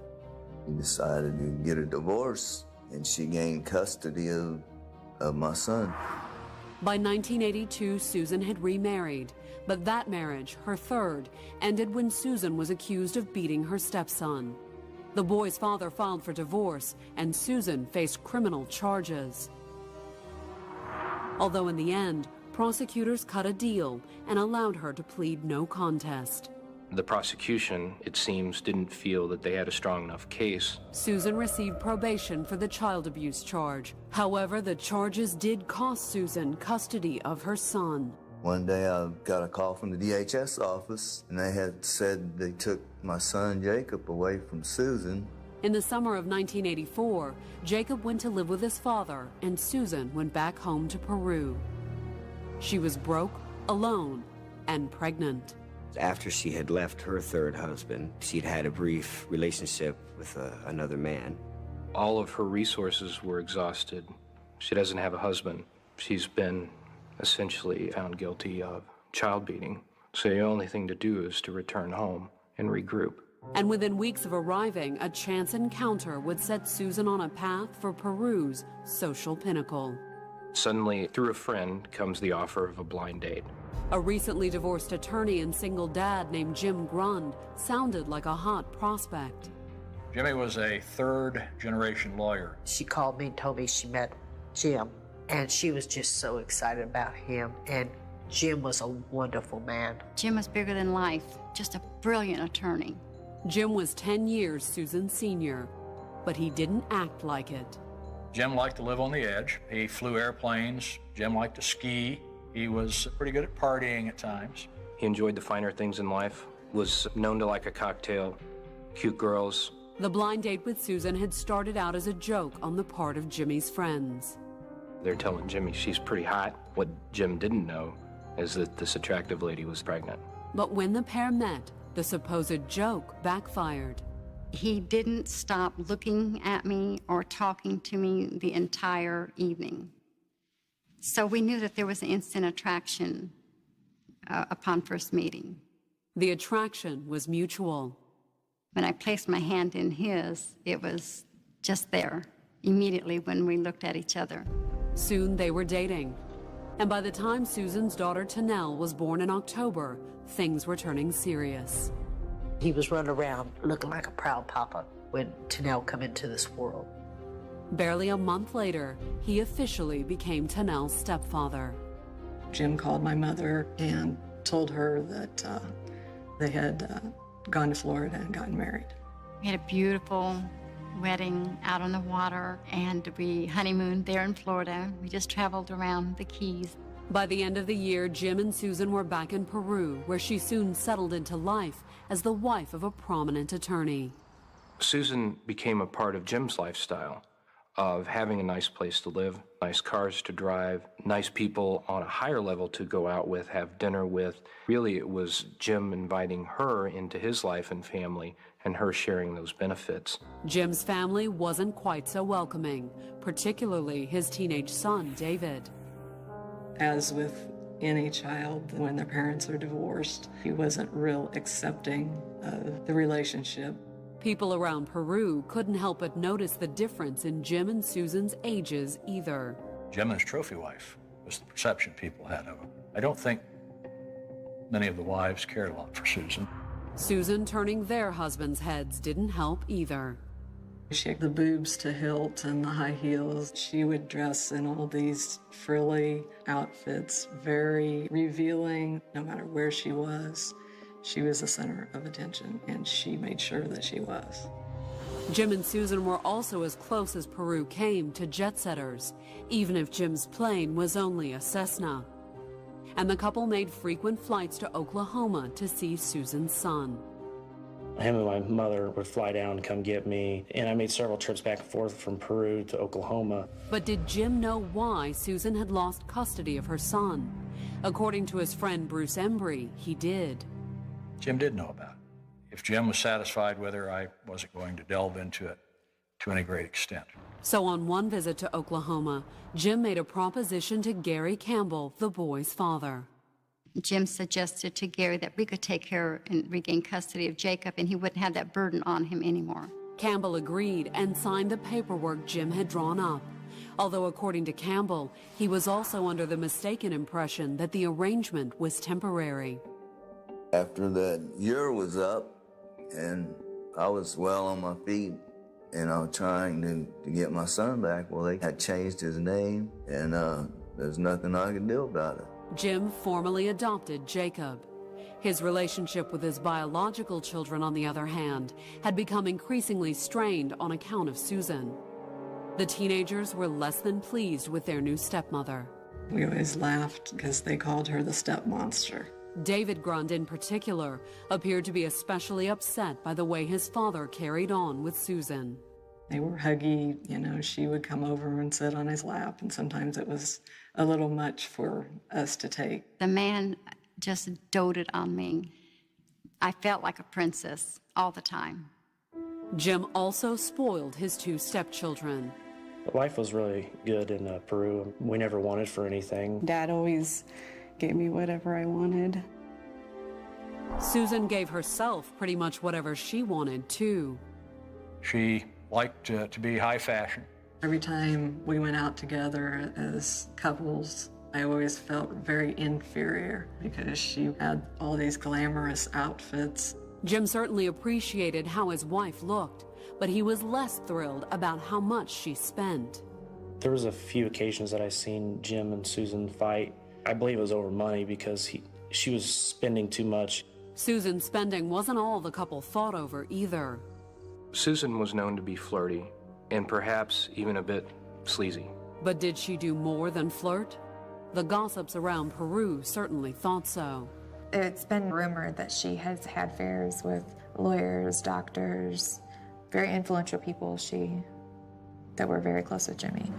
By 1992, fights between Susan and Jim had become a regular occurrence, and there were signs that their marriage was coming apart. There was an incident where they were fighting, and she made me help her move stuff down to the basement, and she asked me, how would you feel if Jim and I got a divorce? The last blow-up between Jim and Susan came at the end of July, during a family vacation to Alaska. I don't know what the fight was about, but my mother was yelling, and she told us, pack your bags, we're flying back home. Jacob and Tanel did as their mother told them. By the time they were packed, however, Susan had calmed down. The family flew back home as planned together. But Susan and Jim's days at the pinnacle of Peru's jet set were numbered. 2 nights later, during her daughter's sleepover, Susan Grund walked into her bedroom and saw her husband sprawled upon a sofa. He's relaxed. He's laying as if napping or asleep. She shook him, trying to wake him up. And all she said she noticed was on one side of his mouth was light little drop of blood. Susan dialed 911. But when the paramedics arrived, it quickly became obvious that Jim Grund wouldn't be going to the hospital.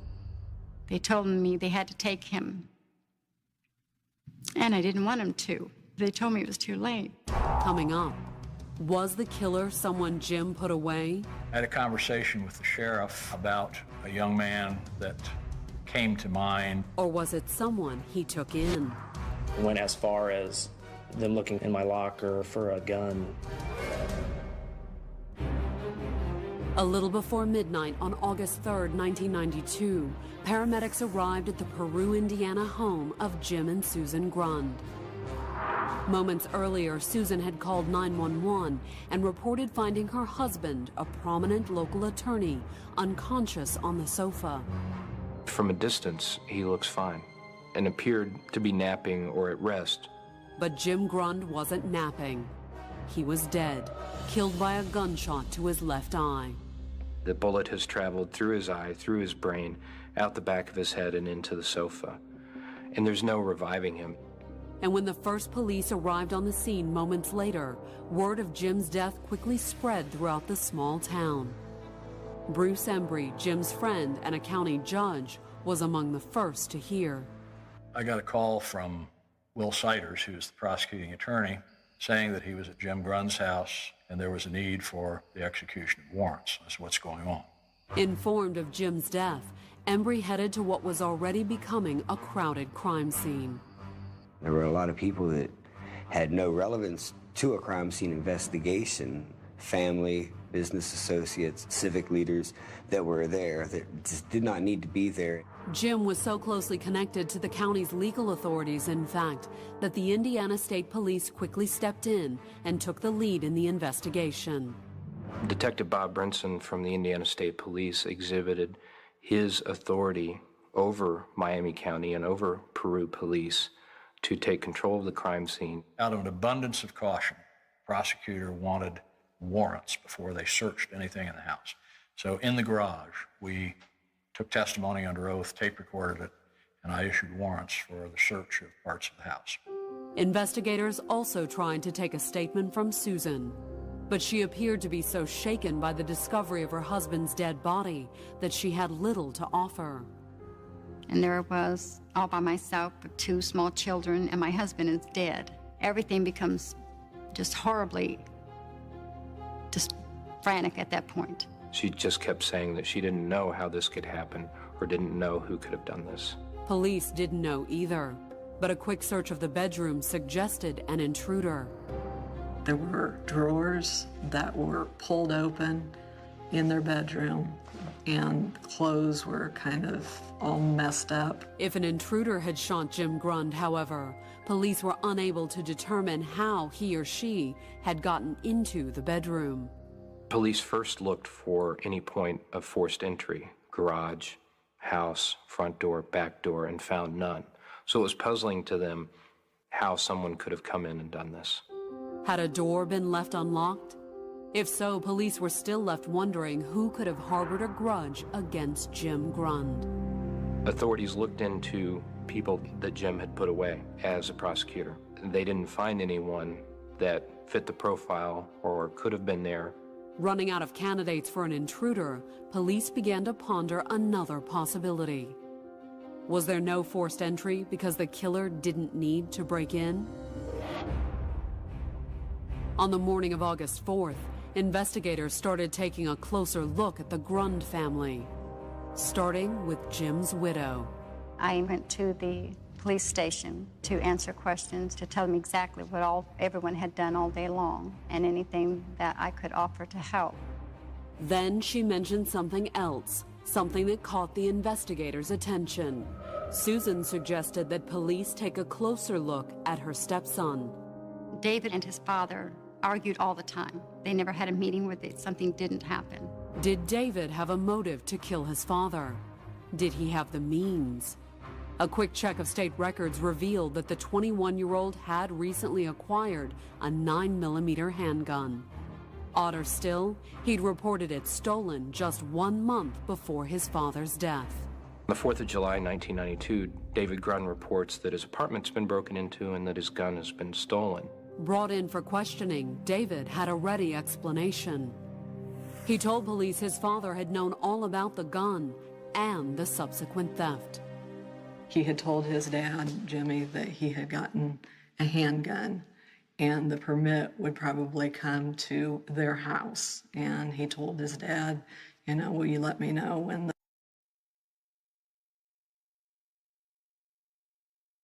Susan, who brought it by the apartment. Susan took the permit, went out to David's house the afternoon of July the 4th and said, hey, your gun permit came to the house. Let me see. Can I see the gun? David told police he'd taken the pistol out of a dresser drawer, shown it to his stepmother, and then returned it to its hiding place. When David and his girlfriend got home that evening, the house had been broken into, the screen was slit, the gun was gone. Which one of the Grunds was telling the truth? Was Susan trying to divert attention from herself? Or was David trying to steer police back towards his stepmother? Only one thing was certain. David's information sent police on a frantic search for the murder weapon. They even had helicopters involved with some kind of metal detectors looking for the gun. They looked in the river, they looked everywhere they could think of to look. It even went as far as them looking for a gun in my locker or my book bag. While police searched for the murder weapon, Peru was pondering the bigger question. Whose finger had been on the trigger? The buzz around Peru in Miami County was, you know she did it. That's what people were saying in restaurants and cafes and after hours at the bars. At Jim's standing room only funeral on August 6th, no one came right out and accused Susan of murder. But she got the message regardless. There was a visitation line for the Grunds, and there was a line for her, and no one was in her line. Because at that point, everybody in town already formed their opinion. The police, however, weren't so sure. They questioned David extensively. Determined to find his father's killer and clear himself in the process, David cooperated with the investigation. He told them where he had fired the gun. They dug the slugs out of whatever it was, telephone pole, wherever he had fired it. The slugs, along with the fatal one recovered from Jim and Susan's bedroom sofa, were sent to the crime lab for comparison. While the authorities waited for the results, they started digging into Susan's past. One thing immediately jumped out at them: Susan's child abuse charge from 10 years earlier. As I read the file, I realized this child had been abused very extensively. Susan had pled no contest. And even if she was capable of child abuse, Indiana authorities would need more evidence to prove she was capable of murder. On August 12th, the state crime lab confirmed that Jim Grund had been killed by his son's gun. The police lab was able to match those slugs with the slug that killed Jim Grund. And as David had already told police, Susan knew where he'd kept the gun. In fact, he'd shown it to her only hours before it had allegedly been stolen from his apartment. But did that mean Susan had shot Jim? Or was her stepson setting her up? I never thought I would be a suspect. I thought that David would be implicated. It was highly suspicious that he bought the gun, and within a matter of weeks, he reports it stolen. Coming up, will police find the missing gun? And if so, where? Susan calls her sister and asks her, did they find it? For years, Susan Grund had been the hot topic for gossip in the small town of Peru, Indiana. Married to the town's most prominent attorney, a man 10 years her senior, Susan's flirty ways and rumored affairs had kept Peru buzzing. And the buzz only intensified when Jim Grund was found shot dead in his own bedroom. There were so many fingers pointing towards Susan. They were on a witch hunt for me. They didn't even try to camouflage it. By the end of the month, the accusing look she got all over town had become too much to bear. Mother told me she was going to kill herself because she couldn't take the pressure anymore. Susan loaded her children, Jacob and Tanel, into the car and drove to her mother's house 4 hours away in Vincennes, Indiana. Settling in temporarily, Susan hired a probate attorney and prepared to battle her stepchildren over their father's will. Jim Grund had amended the document less than a month before his death, and he'd apparently done it at Susan's request.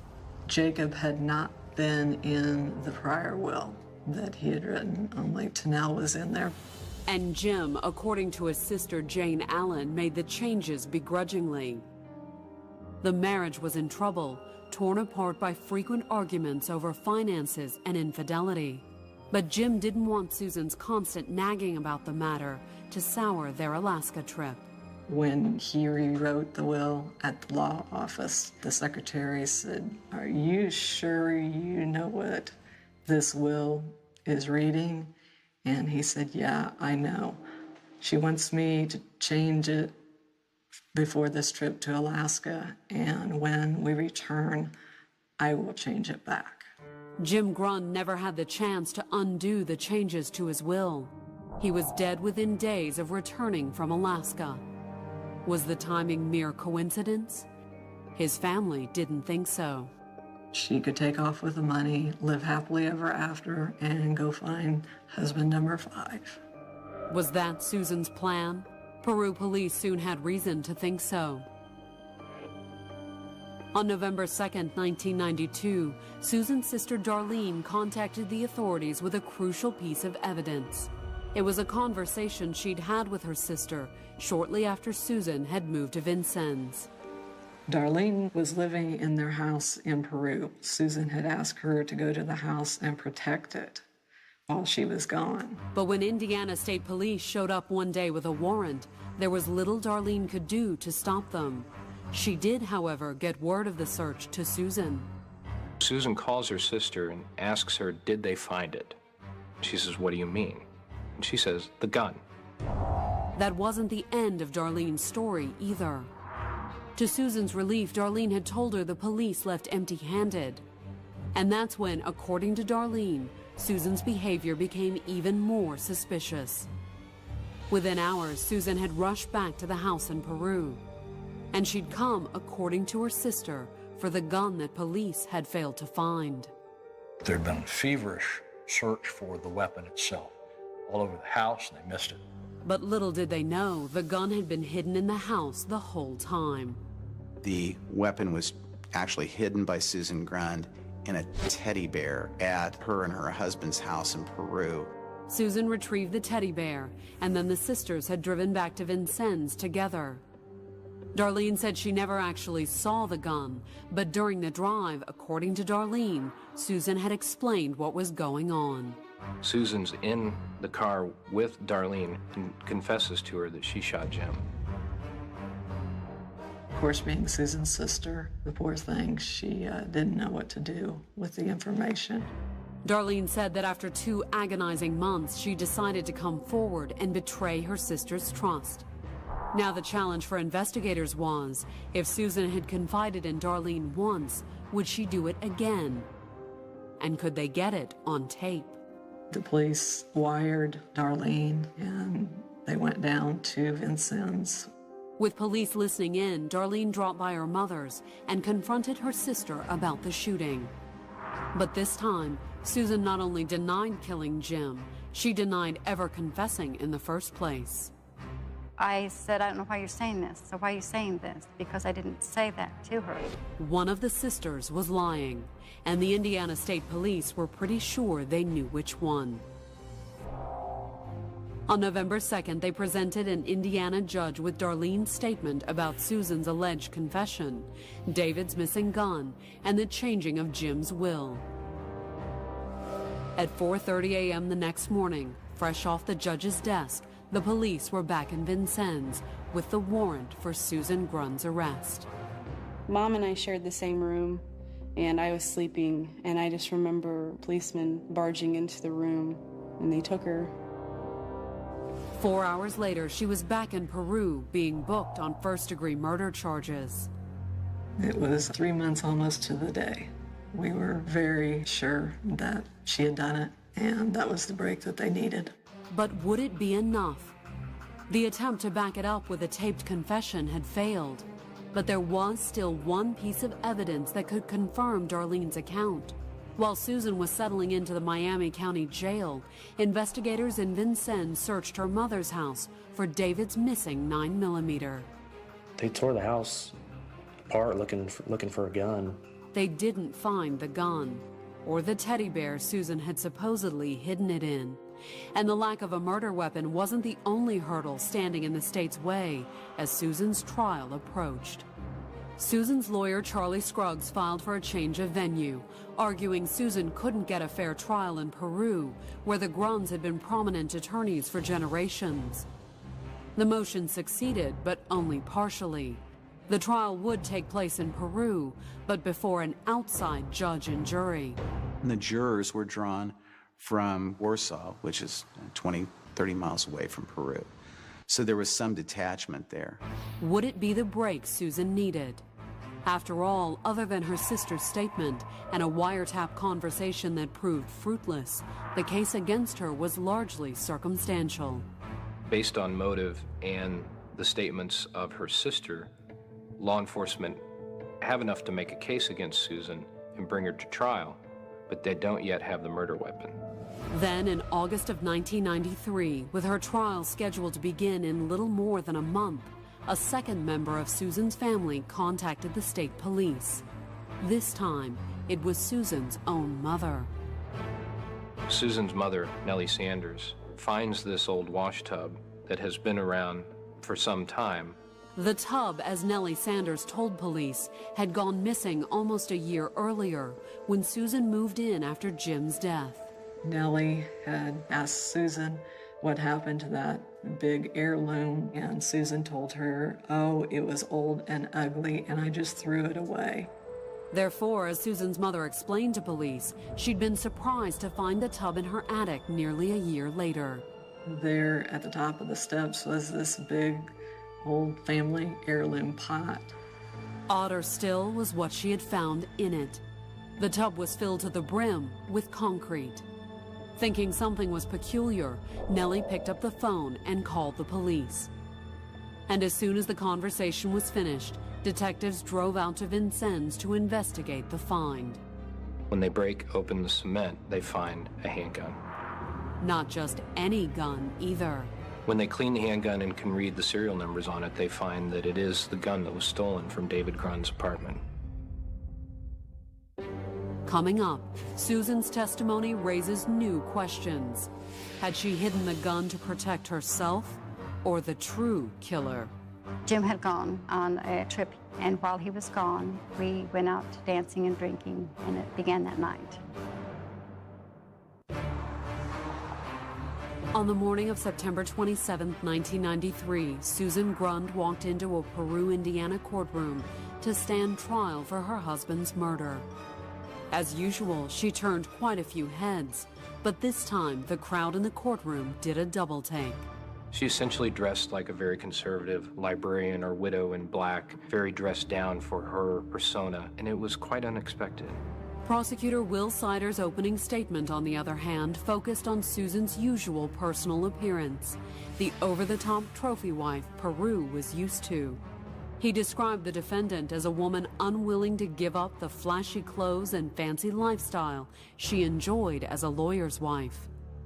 Prosecutor's theory was that her husband was going to file for divorce soon, that she was afraid of losing the financial benefits of being married to him, and that she had financial benefits to gain by killing him. But was Susan the only person with a motive to murder Jim? According to the defense's open, Jim's son David had a motive. The theory of defense was he had motive to commit the offense, or at the very least to lie about her involvement. And the reason the defense gave stunned the entire courtroom. David wasn't just Susan's stepson. According to the defense, the 23-year-old had also been her lover. Susan, in her own defense, put David forward not only as a suspect, but as someone that had had an affair with her. The Grunds almost had a heart attack. I really think so. They were like, oh, no, no, no, no. Had David Grund killed his father in a jealous rage? And when the police started asking questions, did he point the finger at his stepmother as a diversion? Prosecutors discounted the possibility, showing Susan had plenty of opportunity to commit the crime. That afternoon, during testimony from Indiana State Police investigators, they presented jurors with an elaborate timeline tracking Susan's movements the evening of the murder. Shuttling Jacob to a campsite, coming back home, only to leave again to pick up her daughter and niece for a sleepover back at the house. They were trying to track her whereabouts down to the minute. Her 2 trips, according to the prosecution, had left Susan enough time to slip home and shoot Jim. The state argued that Susan Grund had sufficient time to get from where she had dropped the kids off out to her and her husband's home, commit the act, and then get back to where the kids were. Prosecutors also claimed that Susan had access to the murder weapon. Calling her stepson David to the stand, he testified that he'd shown Susan the 9mm handgun just hours before it went missing on July 4th, 1992. His testimony was important to the state because it established Susan Grund had knowledge of where the handgun was located in his home. But was it the truth? During cross-examination, Susan's attorney questioned her stepson about the alleged affair. David Grund denied any type of intimate relationship with Susan Grund. It was, according to Susan, a lie. David Grund got on the stand and thought he was Bill Clinton, and I knew exactly how Hillary Clinton felt, or Monica Lewinsky felt too, when she was sitting there listening to somebody deny something. If you're denying something that adamantly, if you're lying about it, you're hiding something. But if David was lying and he was the shooter, how did his gun get to Susan's mother's house? On September 29th, Nellie Sanders, Susan's mother, took the stand and told her story about the tub full of concrete in her attic. The tub where, according to the prosecutors, Susan had hidden the murder weapon beneath a layer of concrete. You could see in her the anguish of telling it and getting it out. The same was true the next day when Susan's sister Darlene took the stand. Darlene was nervous and quiet, but you could get the sense that she knew the facts and knew that they needed to come out. And the facts, as Darlene told them, were damning. She told us Susan had talked about the killing and that she needed help in moving the gun. It was devastating to sit there and watch Darlene saying I confessed to her. Susan had reason to be devastated. Not only were her mother and sister's statements strong evidence for the prosecution, they'd also led police to the missing gun. There are 2 family members that are the least likely people in the world to make up anything. They don't want Susan to be guilty. With her own family testifying for the prosecution, Susan had few people to turn to. When the defense started presenting its case later that afternoon, Charlie Scruggs called Susan to the stand. He didn't call any defense witnesses. It was just her up there by herself. In tears, she described finding Jim's dead body. But it wasn't all she claimed she'd found that night. I looked down, and there by his hand is the gun. Not knowing what it was, what was going on, I grabbed up the gun and the phone at the same time to call for help. But before the police arrived, Susan said she'd realized who the pistol belonged to. Panicking, she'd hidden it. I honestly thought I was protecting David. Next, Susan admitted that the rumors around town were true. She did sleep around. I did. I had other affairs over a course of several years, possibly. And she claimed her affair with David had started one night while his father was out of town. He took a yearly trip to Canada to go fishing. And while he was gone, we went out dancing and drinking, and it began that night. And it continued for about 2 years, according to Susan, up until the time Jim was murdered. She painted a very believable tale of passion and clandestine meetings and lovemaking. But would the jury believe it? Were Susan and her stepson having a torrid affair? Could David have killed his father out of jealousy? And did that explain why Susan had hidden his gun? On September 30th, the jurors retired to consider a verdict. Several hours later, at 1:30 a.m., they returned to the courtroom. But they didn't return with a verdict. Instead, they announced they were deadlocked. It's a late hour, and you really don't expect anything to come back other than guilty. So hopelessly deadlocked was really kind of a surprise. Susan would soon face a second trial, and this time around she felt hopeful she would be able to convince an entire jury of her innocence. In your mind, you want to think that they really won't find you guilty for something that you didn't do. Susan would have plenty of time to think. She spent 5 months in jail awaiting her second trial. When proceedings started on March 7, 1994, in front of another out-of-town jury, the prosecution's case was essentially a repeat performance. The state said, given the motive, given the opportunity, and then finally, given the fact that the weapon was found in her residence, those were all circumstances pointing to her guilty. But when it was the defense's turn, the case took a very different course. The judge made her refrain from saying a lot of the things that she wanted to say. They told her that she couldn't. They wouldn't let me speak to the jury as I had the first time. One thing in particular was strictly off limits. Although Susan did take the stand, she didn't make any mention of her alleged affair with David. And why not? According to Susan, her lawyer advised against it, caving under pressure from Jim's influential family. I watched the Grunns close ranks in around their wayward grandson. They just wasn't going to allow it. Or was there another, easier explanation? It's simply not true. It's too outlandish to be messing around with his older stepmother. It just doesn't make sense. Whatever the reason, the change in Susan's testimony did make a difference. On March 16th, the jury found Susan Grund guilty of first-degree murder. Everyone was just very elated. The county police, prosecutors, lawyers from everywhere that knew Jimmy. Coming up, the judicial system has one more surprise in store for Susan. Everything about Susan's past was not fair game until sentencing. April 15th, 1994.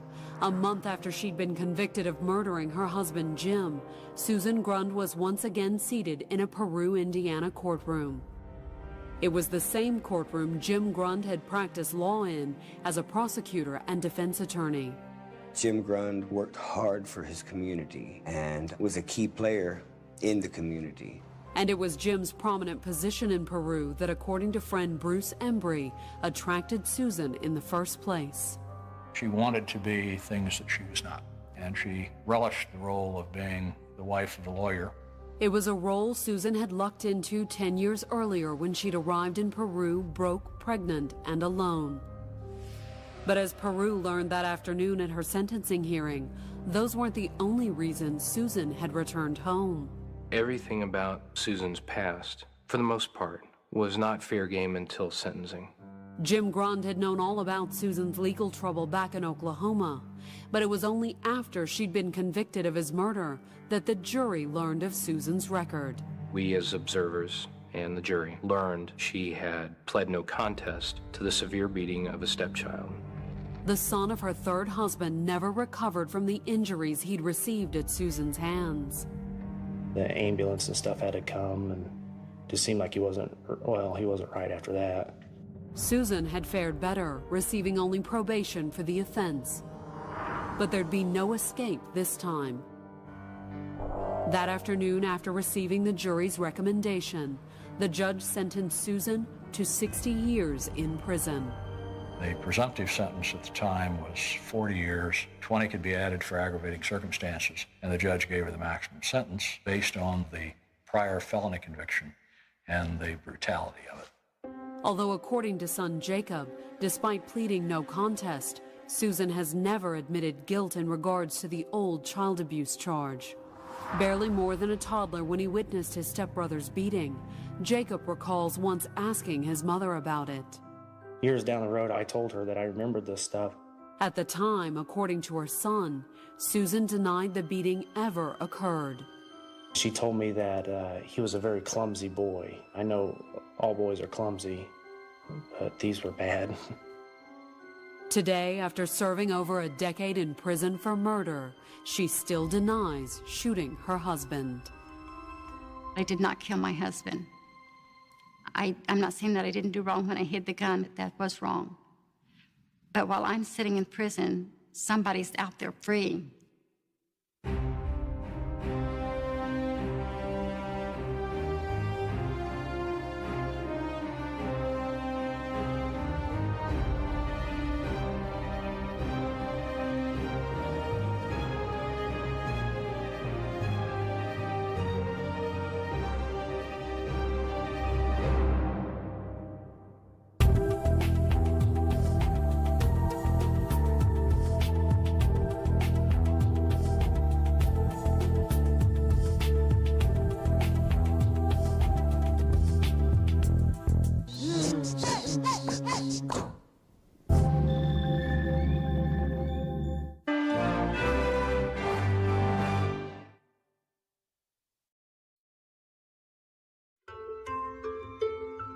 Georgia, December 13th, 2005.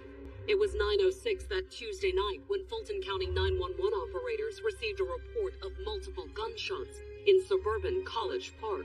Have you ever some gunshots over a wireless? No, ma'am. How many gunshots? We didn't about half. Officers were soon on their way, but before they even responded, the caller dialed 911 again with more information. She hadn't just heard shots. She'd heard a murder.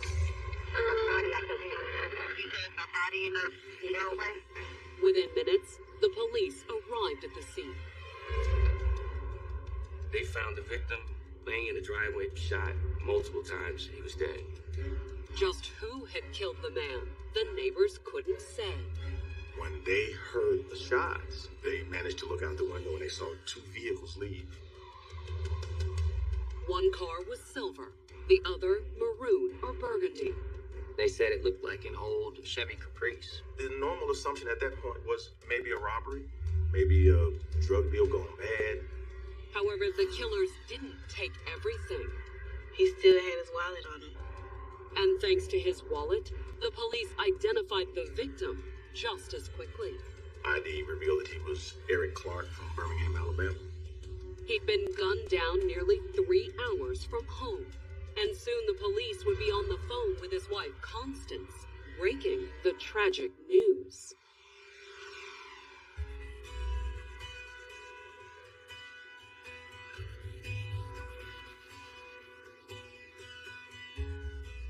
Constance Harris had grown up just outside Birmingham, Alabama, where her father worked for U.S. Steel.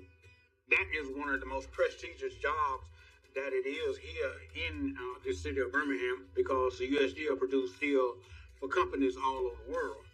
And thanks to that good job, Constance enjoyed a comfortable middle-class upbringing. She had a tight-knit family. It was always somebody's birthday or just a cookout for no reason, just 'cause. Constance did leave home after high school, but she didn't go far. She moved in with a cousin of hers. Constance spent her early 20s in Birmingham, living with her cousin, working as a bank clerk, and dating off and on. She had a couple of boyfriends. But then, in 1998, when she was 25, a friend set Constance up with 28-year-old Eric Clark. Eric's childhood wasn't quite as comfortable as Constance's. He grew up in Winona, a rough neighborhood on Birmingham's west side. He was very close with his mom, his sisters and brothers. And according to his friend Antoine Bell, Eric's tight-knit family may have been the reason he didn't fall prey to the temptations that ensnared so many of their peers. A lot of guys we grew up with didn't make it out. Some in jail, some are dead, but Eric was the type of guy that didn't want to be involved with the seedy side of it, so I would say he made it out. After high school, Eric made a clean break with the old neighborhood. He decided to enlist in the Navy. However, he didn't make the Navy a career. While he was in the Navy, they had a major explosion on the ship, and they lost some shipmates, and it was very traumatic, and he left the military after that. When his enlistment was up, Eric returned home to Birmingham, moved back in with his parents, and got a job at a local bakery. Eric was a hard worker. He didn't mind working. He didn't mind working at all. But what Eric really wanted to do was start a family of his own. He was in love with the idea of love. Like, he was a hopeless romantic. He said, I want to get married. He said, I'm tired of being lonely. I want a wife and I want children. I said, with Eric in due season, you'll receive just what you asked for. And when a mutual friend introduced him to Constance in 1998, Eric figured his time had finally come. When he found Constance, it's just like he found this one white person. She liked to cook also, so that was one major thing they had in common. Both of them liked to cook. I guess that was one thing that bonded them, was the kitchen. Soon, they were dating, and not long after that, he brought her home to meet the family. He brought her over to the house. He was very excited because she was very pretty. Once they met Constance, Eric's brother and sisters were excited for him too. I thought they were the perfect couple. She had a great personality. Constance was just cool. But Eric's mother didn't quite share her son's enthusiasm. I was impressed with her, but it was just something deep inside that did not make me feel comfortable. Mostly, it was the speed at which Eric and Constance rushed into their relationship. I think he got too serious too quick, and it concerned me. They dated a few months. It wasn't very long that they dated before they got engaged. Despite his mother's objections. Eric was madly in love with Constance, would do anything for his wife. 10 months after they met, Eric and Constance married in February of 1999. But it appeared that his mother had been worried over nothing. Constance was good for Eric, and so was her family. Her dad, he helped Eric get a job at U.S. Steel. They made a very, very good living. And between his new higher-paying job at U.S. Steel and Constance's job as a nursing home aide, it appeared that the young couple was well on their way to building a nice life for themselves. They had a really nice house. They bought a new car. She was very into the good life. And he was going to give you what you wanted. However, by 2005, after 6 years of marriage, their promising start had stalled. It all began when Constance had gastric bypass surgery. She wanted to have bypass surgery because of her weight. Eric was opposed to it. He didn't care. Like, he was very, I love you for what's on the inside. But as usual, Constance got her way. She said, I'm tired of being overweight. It's my body. And while the operation was a success, she did lose a considerable amount of weight.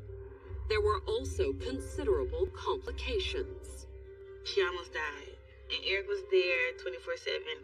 And even after she was out of the hospital, the effects of the surgery lingered. She was in a lot of pain after the surgery, and they had to do a lot of pain management for her. The complications weren't all medical either. The long recovery eventually cost Constance her job at the nursing home. I don't know if they fired her or if she just quit, but I know she didn't go back. And it fell to Eric to keep up with the couple's regular bills and pay for the surgery. He was working double shifts. He'll come home maybe for an hour or two, take a nap, eat, and go back to work. And when that wasn't enough, Eric got a weekend job to earn extra cash. He tried to make a little extra money on the side by bartending at parties. Birthday parties or wedding receptions or things of that nature. My brother would work 7 days a week. But with Constance still not working and bills to pay, the couple barely managed to stay afloat. And in 2005, after more than a year of financial struggle, Eric was forced to ask his parents to co-sign a loan. Eric came to my wife and asked her, I think it was to borrow $10,000. And they went to one of the local banks and they borrowed the money. Eric promised his mother he would pay it back, and she saw no reason to doubt him. He was very hardworking. But he would never get the chance. Before the year was out, he would be dead, mysteriously gunned down in an Atlanta driveway. On December 13th, 2005, Eric Clark climbed into a silver Acura and set off for Atlanta. The trip was supposed to be for bartending supplies, to stock up before the busy holiday season. He decided to come to Atlanta to purchase liquor, to go back and have a stock and supply, so to speak. In Atlanta, liquor costs are much cheaper than Alabama. And if you're doing a bulk purchase, you can save quite a bit of money. And according to what Eric told his family and friends, the savings were more than enough to make the 2.5-hour drive worthwhile, even if it made for a long day. He had just gotten off work, working a 12 or 16-hour shift.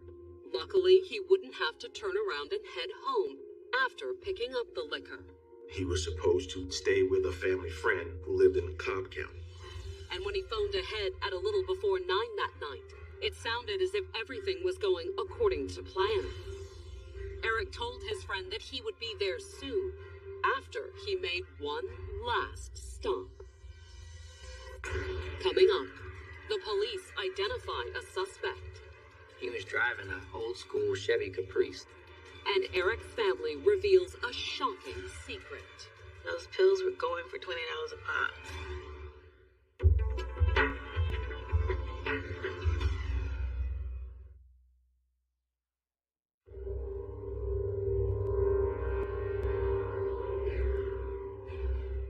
Atlanta, Georgia, December 13th, 2005. It was shortly after 9 p.m. when the Fulton County Police responded to 911 calls, reporting gunfire outside a home under construction in suburban College Park. They found the victim laying in the driveway of a house. The man was dead, killed by the final shot. An execution-style shot with a contact gunshot wound to the back of the head. Just who had killed him, the neighbors couldn't say. All they'd seen were 2 cars fleeing the scene. A maroon Chevy Caprice and a silver vehicle of some sort. The police did know the dead man's identity, however. He had ID on him. ID revealed that he was Eric Clark from Birmingham, Alabama. Had he simply taken a wrong turn in a strange city? It is an area known for carjacking, selling drugs and things of that nature. Eric's car, a silver Acura, was missing. But the manner of his death, along with the fact that the area was known for carjacking and drugs, did raise another possibility. A drug deal gone bad. It's simple robbery. You're not going to have an execution-style shot fired into the back of your head.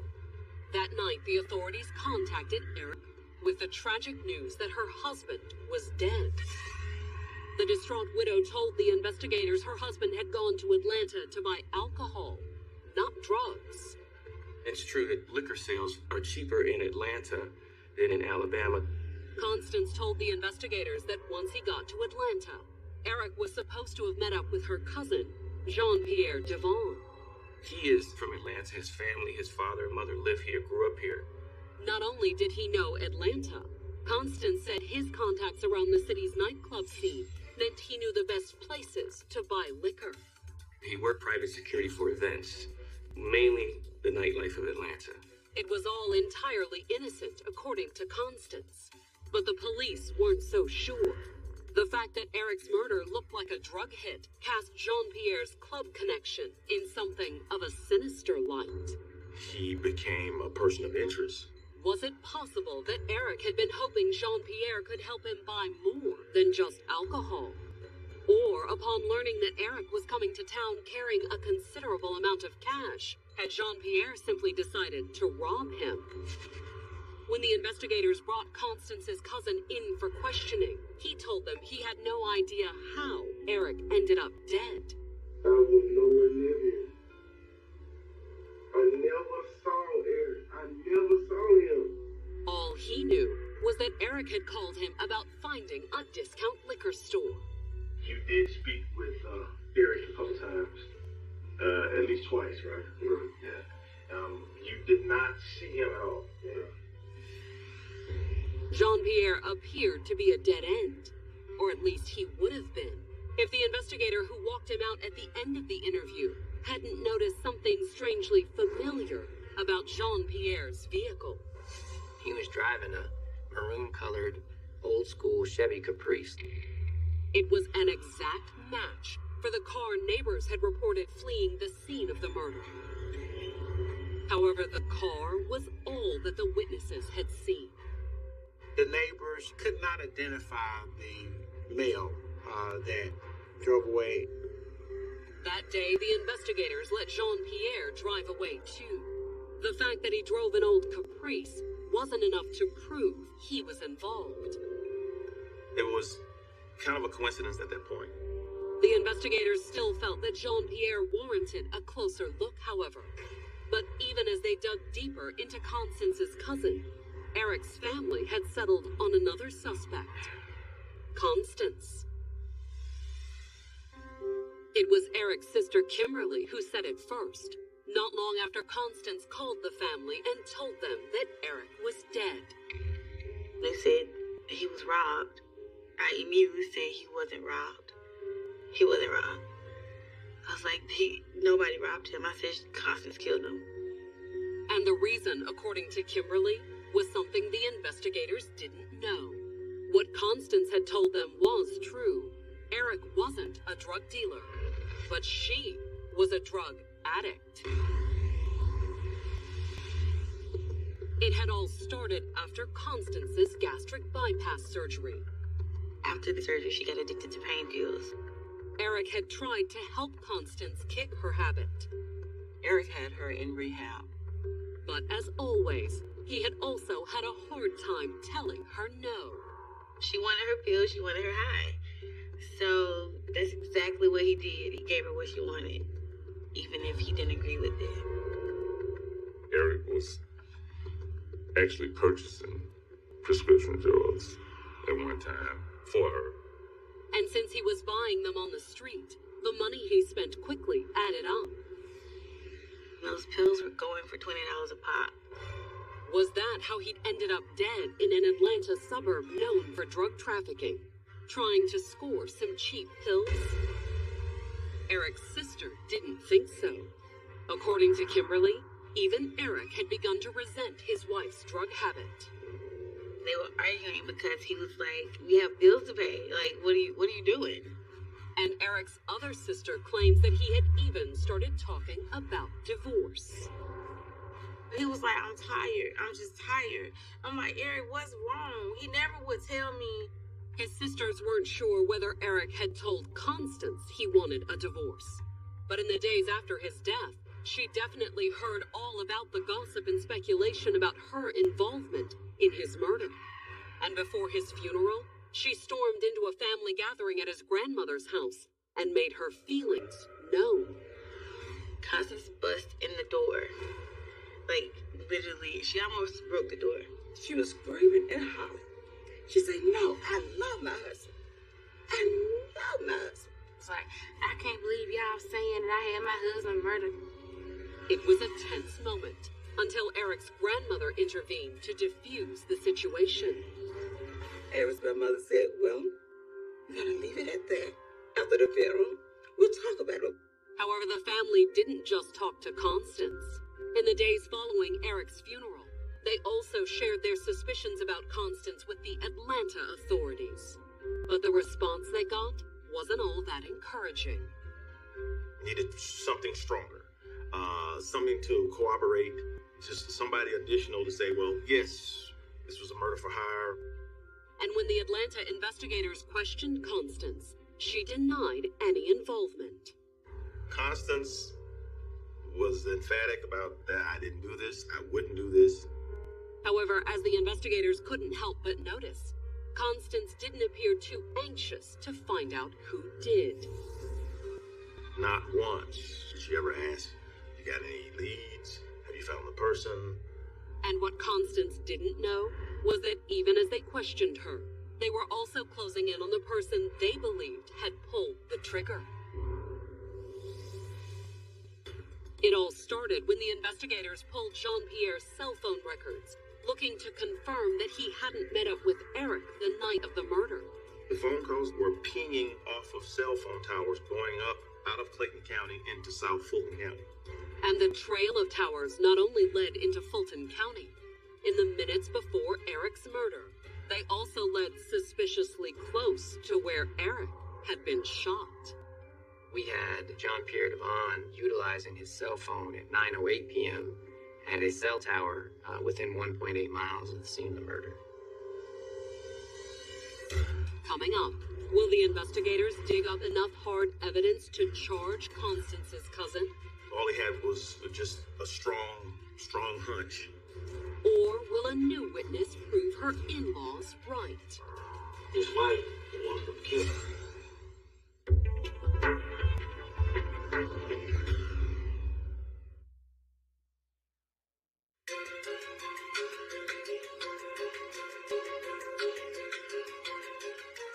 By the fall of 2008, 3 years had passed since Constance Clark's husband, Eric, had been shot to death in the driveway of an unfinished house in suburban Atlanta.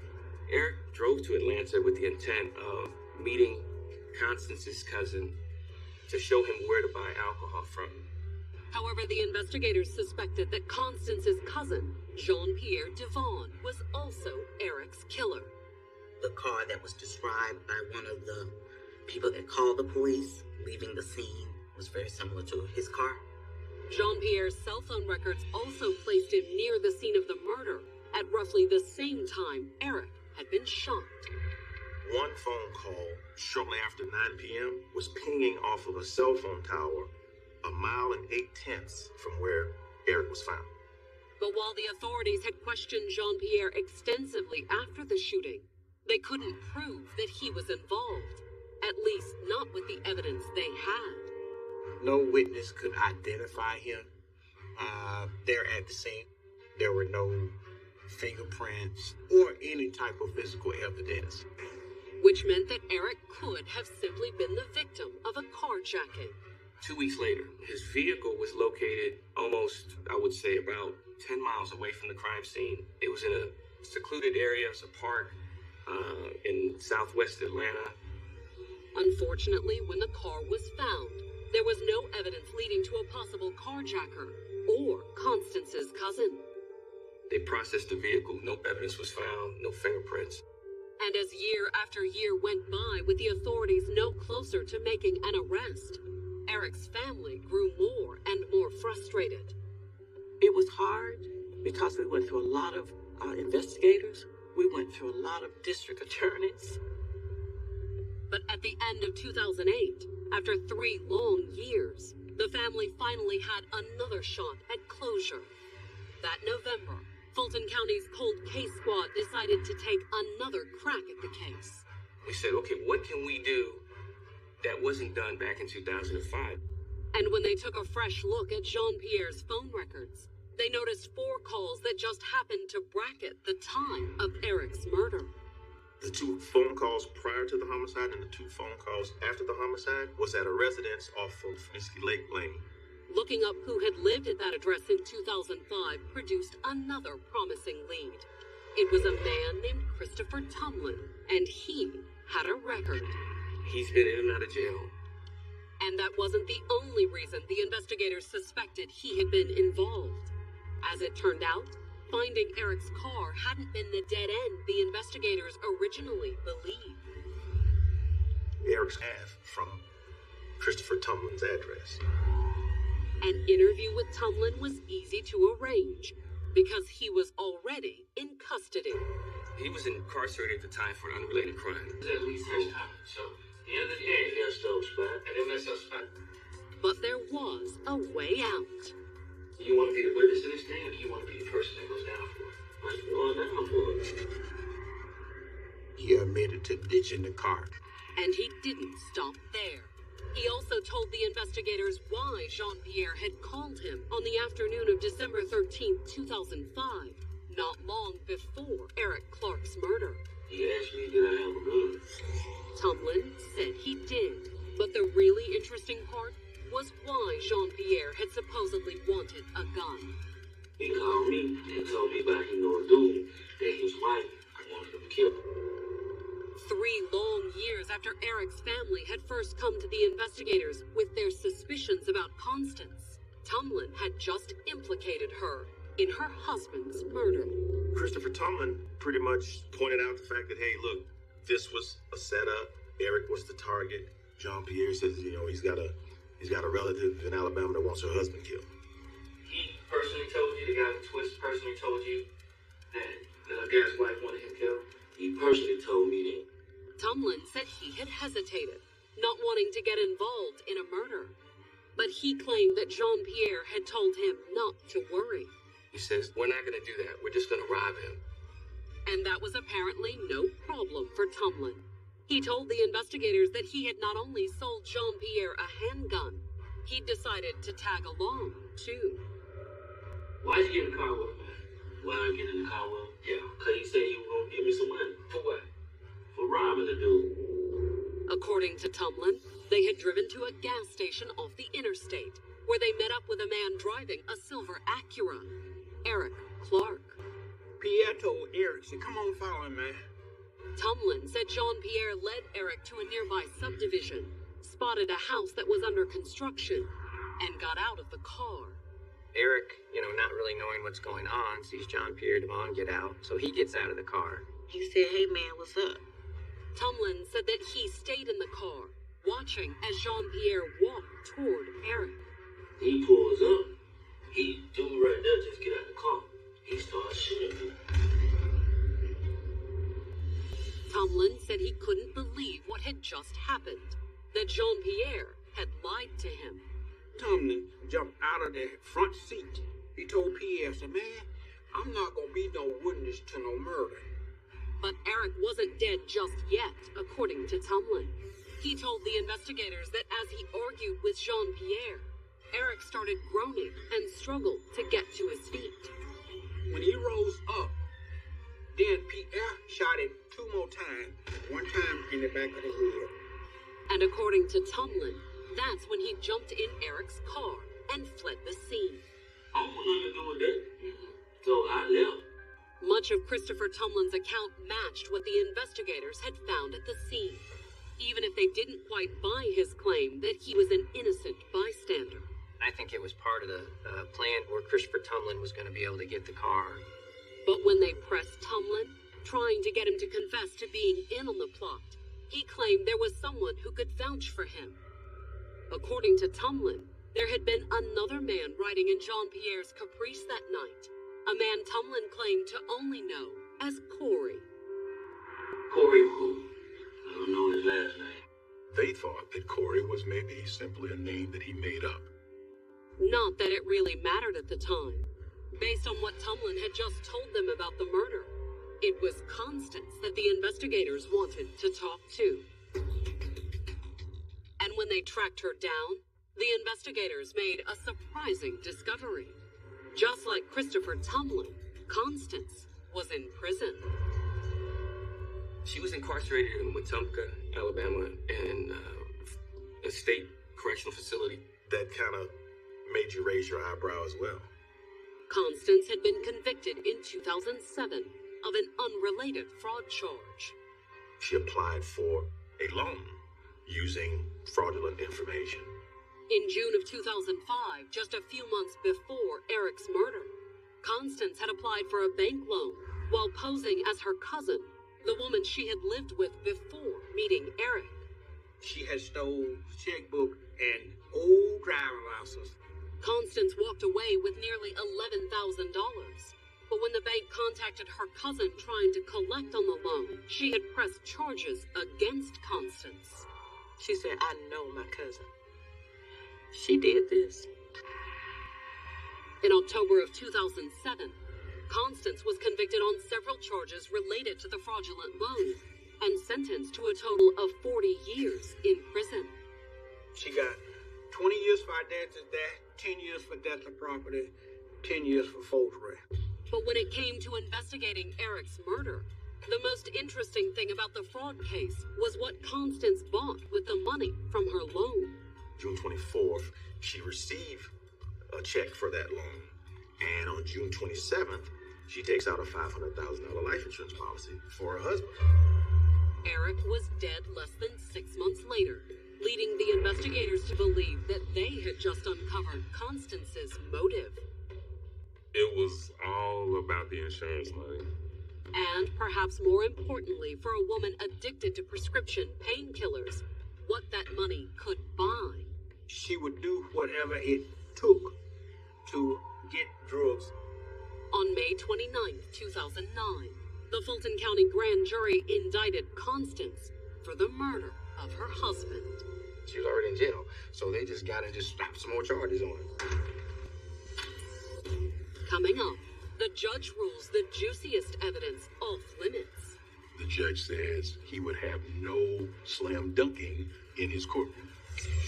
And the mysterious Corey offers his own account of the murder. It wasn't this sophisticated conspiracy.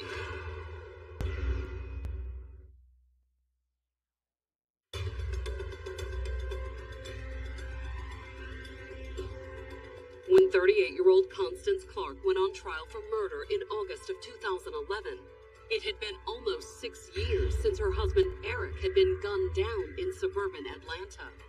I never saw this coming from Constance. I won't sit here and say that I thought she was the devil or anything. Eric's family, on the other hand, had suspected Constance from the beginning. When they told me what happened, I said I think Constance had something to do with this. Constance's cousin Jean-Pierre Devon, the man she had allegedly paid to kill Eric, had already been convicted for his role in the murder, thanks to Christopher Tumlin, the man who'd driven Eric's car away from the scene of the crime. Tumlin had testified against Jean-Pierre. He told everything from start to finish, and he admitted to everything. Jean-Pierre denied any involvement, but Tumlin's testimony had been more than enough to send him to prison. He received a sentence of life plus 25 years. However, when Constance went on trial for allegedly hiring Jean-Pierre to kill her husband, the jury wouldn't hear that he had already been convicted, or that Constance was already doing time for fraud and identity theft. To quote the judge, he said that he thought that it would create a situation whereas we were slam dunking the defendant. And the judge says he would have no slam dunking in his courtroom. But they could bring up the fact that she'd used the proceeds of her fraudulent loan to take out a hefty insurance policy on Eric just months before his murder.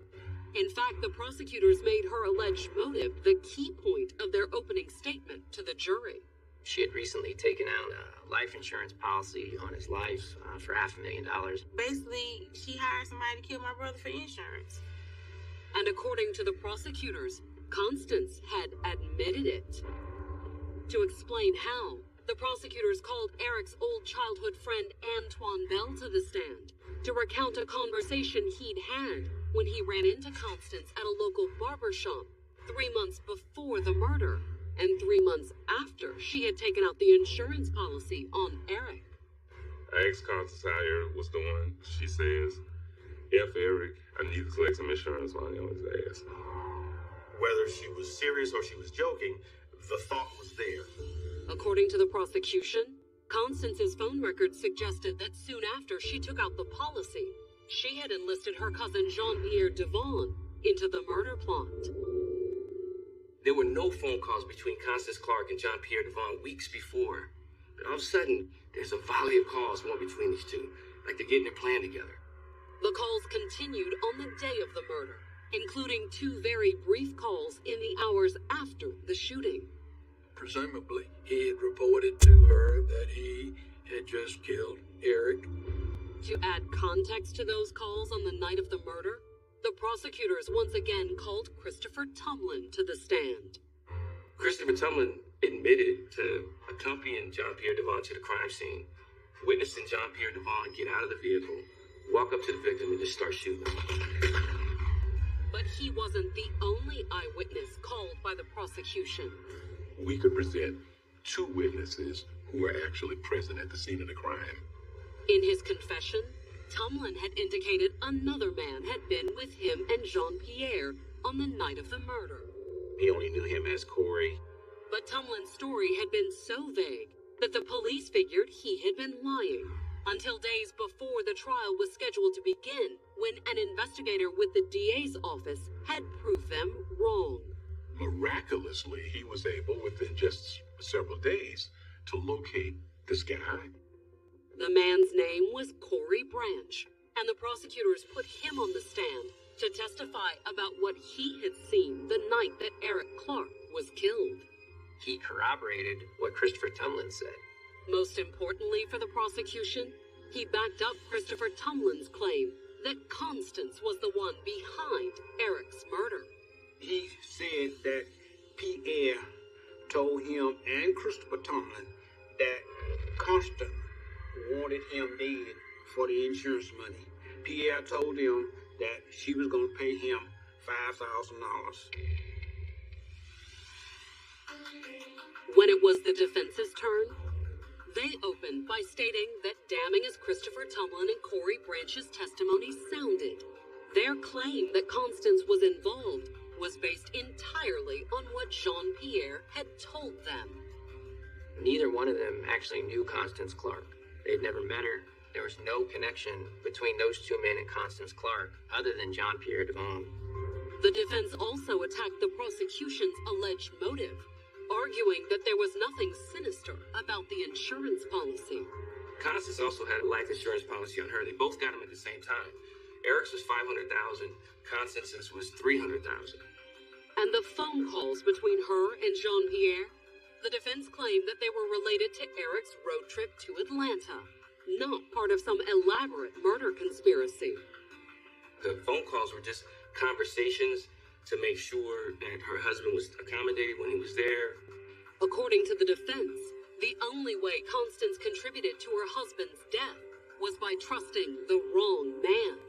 They claimed that once he realized Eric was coming to Atlanta alone, carrying a considerable amount of cash to buy liquor, Jean-Pierre, along with his friends Christopher Tumlin and Corey Branch, had simply decided to rob him. The theory was that it was a robbery gone wrong, and that's all it was. He was just robbed, and it wasn't this sophisticated conspiracy theory to have her husband murdered. And according to the defense's closing argument, Constance hadn't known anything about it. Their contention was it wasn't her. She didn't do it. This is all a mistake. Constance was a loving wife to her husband. Yes, they had problems. All married couples do. But she did not do this. But in its close, the prosecution argued that it was Eric who was the loving one, the one who had done everything for his wife. And it still wasn't enough for Constance. It wasn't a relationship where he was a bad person. He was a great guy. And just for the simple greed of getting money, you're gonna end this guy's life. You know, it just showed how cold and calculated this woman was. So cold and calculating, in fact, that the prosecutors claimed that her loving husband had no idea what was in store that fateful night when he parked his car near Jean-Pierre's. He was a good guy. Never caught on to the notion that his wife was not such a good person and that she wanted him dead. Coming up, tension rises as the jury struggles to make a decision. I'm prepared for the craziest verdict. But will they even reach one? They said they were deadlocked.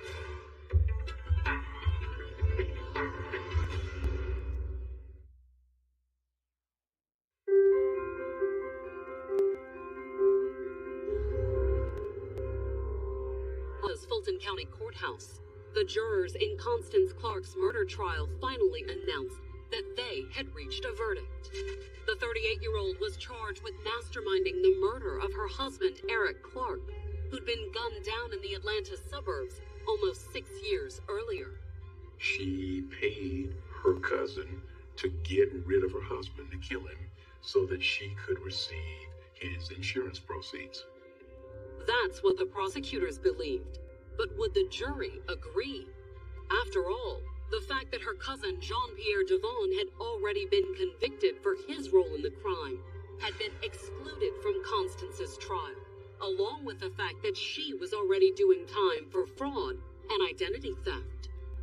It severely limited our ability to show the jury the breadth of the motive that she had to commit this crime.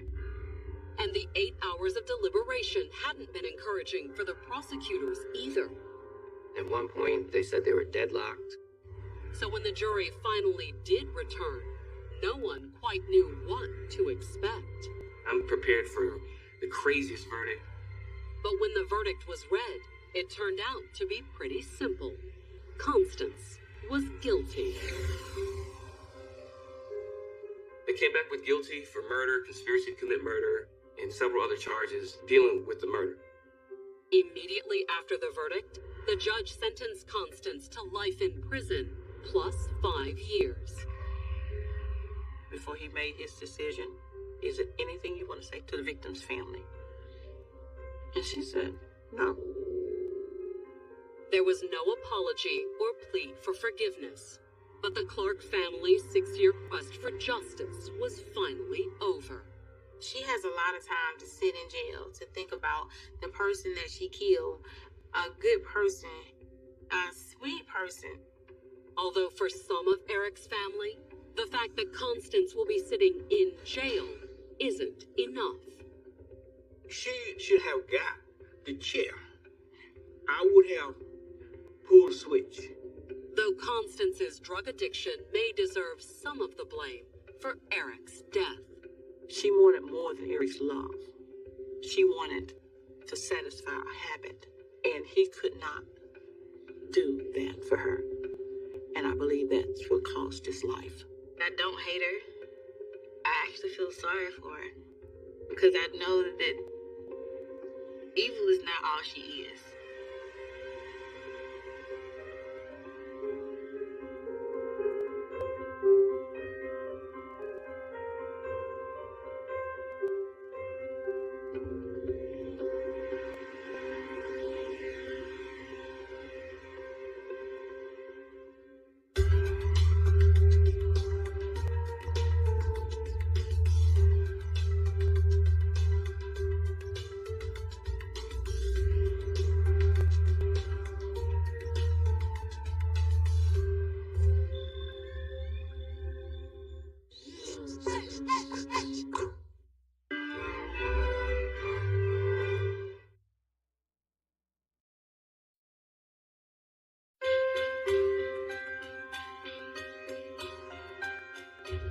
Teresa and Kurt Imel had a good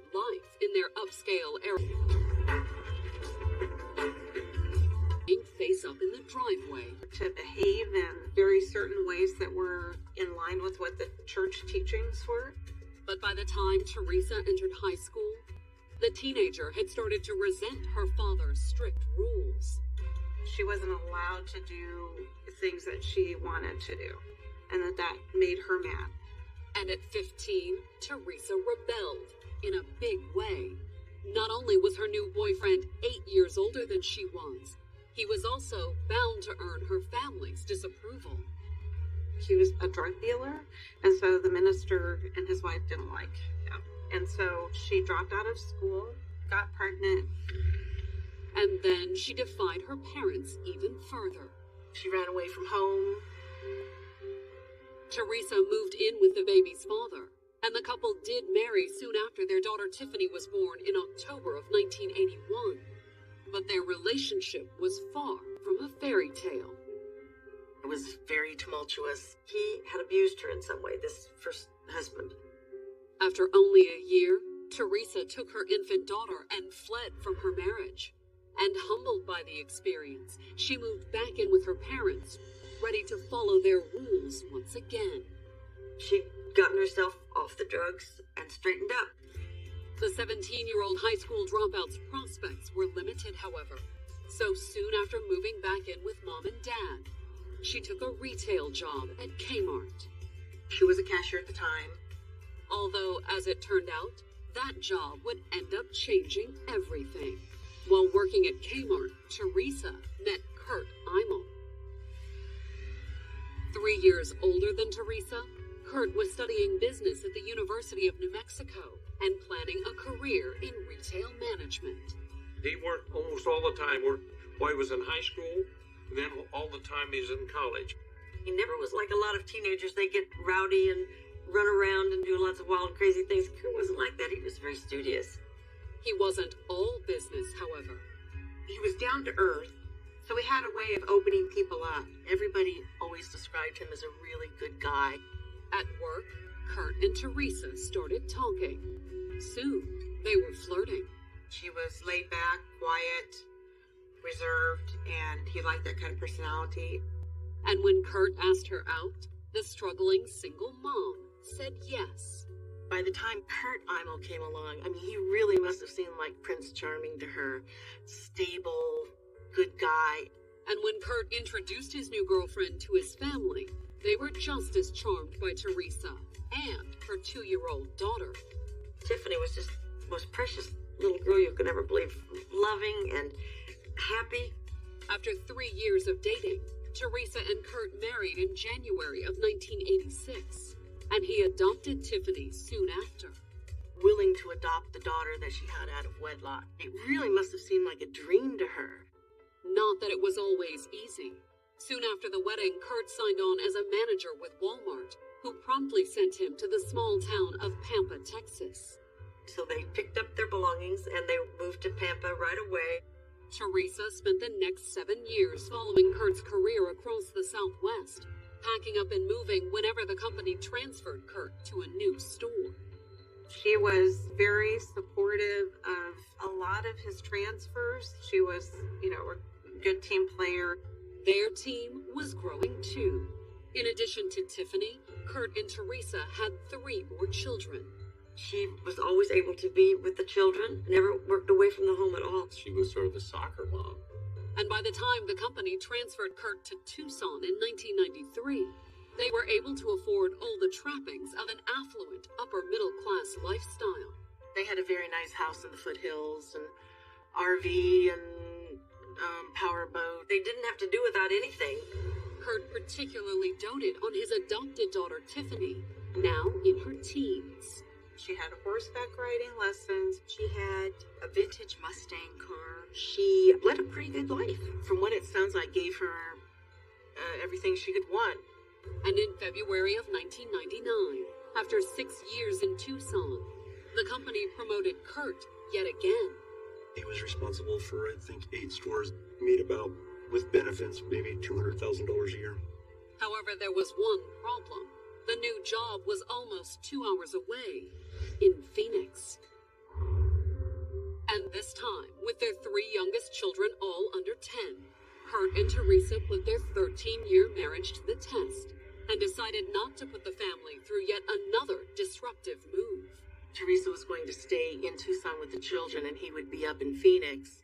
Soon, Kurt was spending the week in Phoenix and weekends in Tucson with the family. But the irregular hours and long commute took their toll on him. He would kind of come home and just want to lay on the couch because he was so exhausted. The only he'd want to do is fall asleep.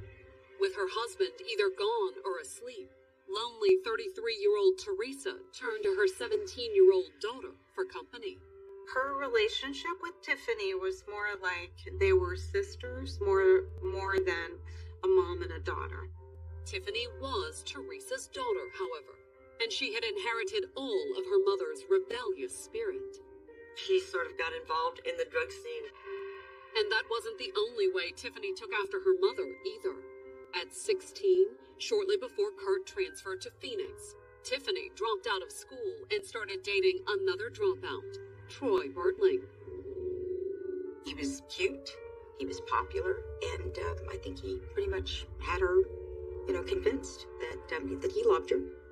Kurt had no love for Tiffany's new boyfriend, however, or her decision to drop out. He wasn't happy, and he was very critical of Tiffany, and he was very critical of Troy. Kurt was the one who was saying, no, that's not good for you. He was the authoritarian in the family. But whenever he tried to put pressure on his adopted daughter, Teresa would intervene. She didn't want to be harsh on her daughter like her parents were harsh on her. So she tried to tell Tiffany, the right thing to do. But if she did the wrong thing, there wasn't much punishment. And considering that Kurt was gone most of the week, Teresa often got her way.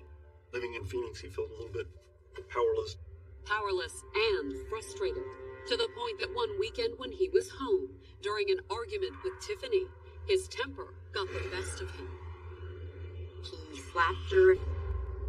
Kurt immediately regretted his actions. He apologized to her and said this would never happen again. But it was too late. The damage had been done. And the relationship between Kurt and the daughter he'd adopted and raised as his own was never the same. I'm sure that was a pretty big, pretty harsh blow. There were more harsh blows coming, too. More than 4 months into their long-distance relationship, things had reached a low point between Teresa and Kurt as well. Kurt was away a lot, and there wasn't an opportunity really for them to spend time together. In fact, they were spending so little time together that Teresa figured there wasn't much point in staying together. On June 22nd, 1999, she filed for divorce. She just didn't want to be married anymore. Kurt, on the other hand, wasn't quite ready to call it quits. He still loved her. And while he didn't come home on the weekends anymore, he would make the long drive from Phoenix every Wednesday and have dinner with Teresa and the kids.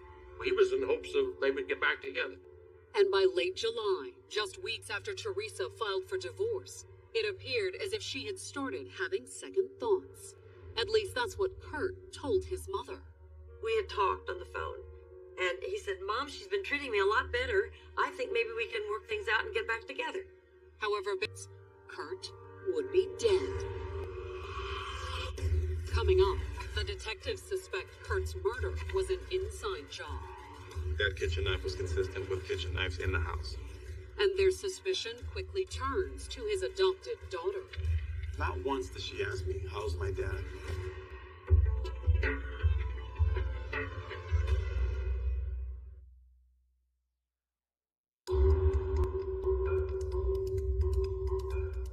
On July 28, 1999, after an evening out to dinner with her family, 34-year-old Teresa Imel called 911 and reported that her husband, Kurt, had just been attacked outside their upscale Tucson, Arizona home. I could hear his voice, but I couldn't tell what was going on or what was being said. She said she was scared to go to the window. I'm afraid to open any doors. When officers arrived at the scene, they realized that Teresa had good reason to be afraid. Her 37-year-old husband had just been stabbed to death in the front yard. To see the yellow crime tape, to see Pima County sheriffs, detectives all over this house, all over the neighborhood, was very frightening. It's a pretty brutal murder. There was a lot of blood. Kurt had been stabbed repeatedly and violently. In fact, the attack had been so ferocious that the officers found the murder weapon at Kurt's side. Its blade snapped in two. It was a kitchen knife, so it's not very, very substantial.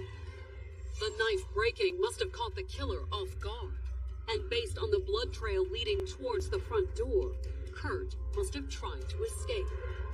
But perhaps due to his already grave injuries, he had apparently been unable to get inside.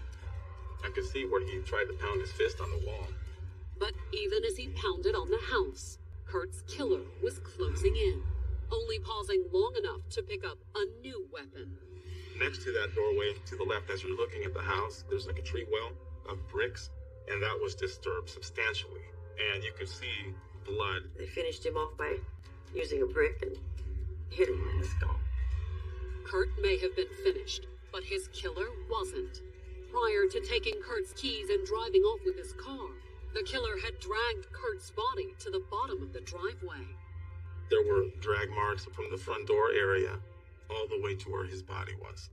And that was a pretty significant distance. I mean, for him to be dragged like that, it took some effort. The move puzzled the investigators. Why would you drag a body 70 feet and leave it there? But the bloody drag marks could help identify the killer. There were some bloody footprints left. Kurt's killer had also left several witnesses. His wife Teresa, his adopted daughter Tiffany, and Tiffany's boyfriend Troy Bertling all told the detectives they had been inside the house during the attack. And while none of them had seen the murder take place, they had no doubt heard it. There was a lot of yelling and screaming. It was a violent attack, and he had to have been fighting for his life. Questioned at the scene, Teresa told the investigators that she and Kurt had recently separated. They were talking about trying to work it out, and they both still had hopes that it might be able to work out. She also explained that Kurt was in town that Wednesday for his regular visit with the children. He'd come into Tucson to pick up the kids to take them to dinner. However, according to Teresa, Tiffany and her boyfriend Troy had decided to skip the outing. The two teenagers had stayed home, while the rest of the family had gone to dinner with Kurt. He and Teresa and their 3 children went to McDonald's. Teresa said that when they got home, she had gone inside to get some mail for Kurt, while her estranged husband waited outside. By this part of their separation, there was an understanding that Kurt would stay outside the house. So he stayed in the driveway. But Teresa said that she and the kids had no sooner gone inside the door when something went terribly wrong outside. All of a sudden they heard this big commotion, they heard yelling, they heard screaming. Teresa said that when the commotion started, her first instinct was to protect her 3 youngest children. She gets scared, tells her daughter and Troy to get the kids in the back. Tiffany took the younger kids to the bedroom. The kids were scared, obviously. And according to Teresa, by the time she had sent the kids to safety and returned to the foyer, the chaos had died down outside. It appears that the bludgeoning and the stabbing and all this happened while she was back in the bedroom. Teresa said that she had shouted Kurt's name. She tries to listen from the doorway and thought that something had happened, but she didn't know exactly what. But when there was no answer, Teresa said she rejoined the children in the back of the house and called 911. They were so afraid, they just sort of huddled behind the closed doors until everything was over and then called the police. Interviewed separately, Tiffany and Troy confirmed Teresa's account of the attack. Tiffany basically said, "We don't know what happened." They weren't able to provide me any more information. But even though Teresa, Tiffany, and Troy all agreed, the investigators were skeptical. Right off, they became very suspicious. For them, not to really know anything was odd to me. Here you have someone who is brutally murdered, feet from your front door, and you're telling the police, I don't know what happened, we didn't open the door, we didn't look look out the window. We were too afraid because we heard this yelling. And it's not a natural reaction. Not only that, the Imels upscale neighborhood was an unlikely place for a carjacking, even if the killer had made off with Kurt's car. There are too many risks involved, too many vehicles, too many people, and everything happened in a small little window of opportunity. It was suspicious from the beginning. It's just too hard to believe that it was a random act. Somehow, there was an inside connection. And looking at the cast of characters at the Imel house that evening, the investigators quickly settled on a most likely candidate for that connection. Tiffany's boyfriend, Troy. He was sort of, drop out of school kind of guy. I was suspicious from the get-go. Of course, Troy had denied knowing anything about the attack that ended Kurt's life. But considering that they waited until they had finished questioning Tiffany to inform her that Kurt was dead, something about her interview struck the investigators as especially suspicious. Not once did she ask me, how's my dad? Where is my dad? In fact, when the investigators started asking Tiffany questions about Kurt, it was as if she already knew. Just basic questions like, how old is your dad? And she says, he was about 37 or 38. So she answered in a past tense. And that led the investigators to suspect that the teens knew more about Kurt's murder than they were letting on. Right off the bat, they're believing that there's more to this case than just an attempted carjacking or something along these lines. That was based on more than just suspicions about Tiffany's odd behavior, too. While they were inside the house questioning Tiffany and her boyfriend, the investigators noticed something unusual about the kitchen knife used to kill her adopted father. That kitchen knife was consistent with kitchen knives in the house. And if the knife had come from inside the house, that could mean only one thing. Kurt's murder wasn't a random carjacking. The plan, though, was to make it look like a carjacking. But the problem is that Kurt's now lying dead back in the front yard of the Imel house. And shortly after, Kurt was stabbed and beaten to death in his front yard. Another emergency call essentially confirmed it. The fire department is called to this burning car up in northwest Tucson. Coming up, the investigators uncover the shocking truth about Teresa's relationship with Tiffany and Troy. They thought she was the cool mom. And a chance discovery leads to another surprising suspect. They saw blood on his shoes.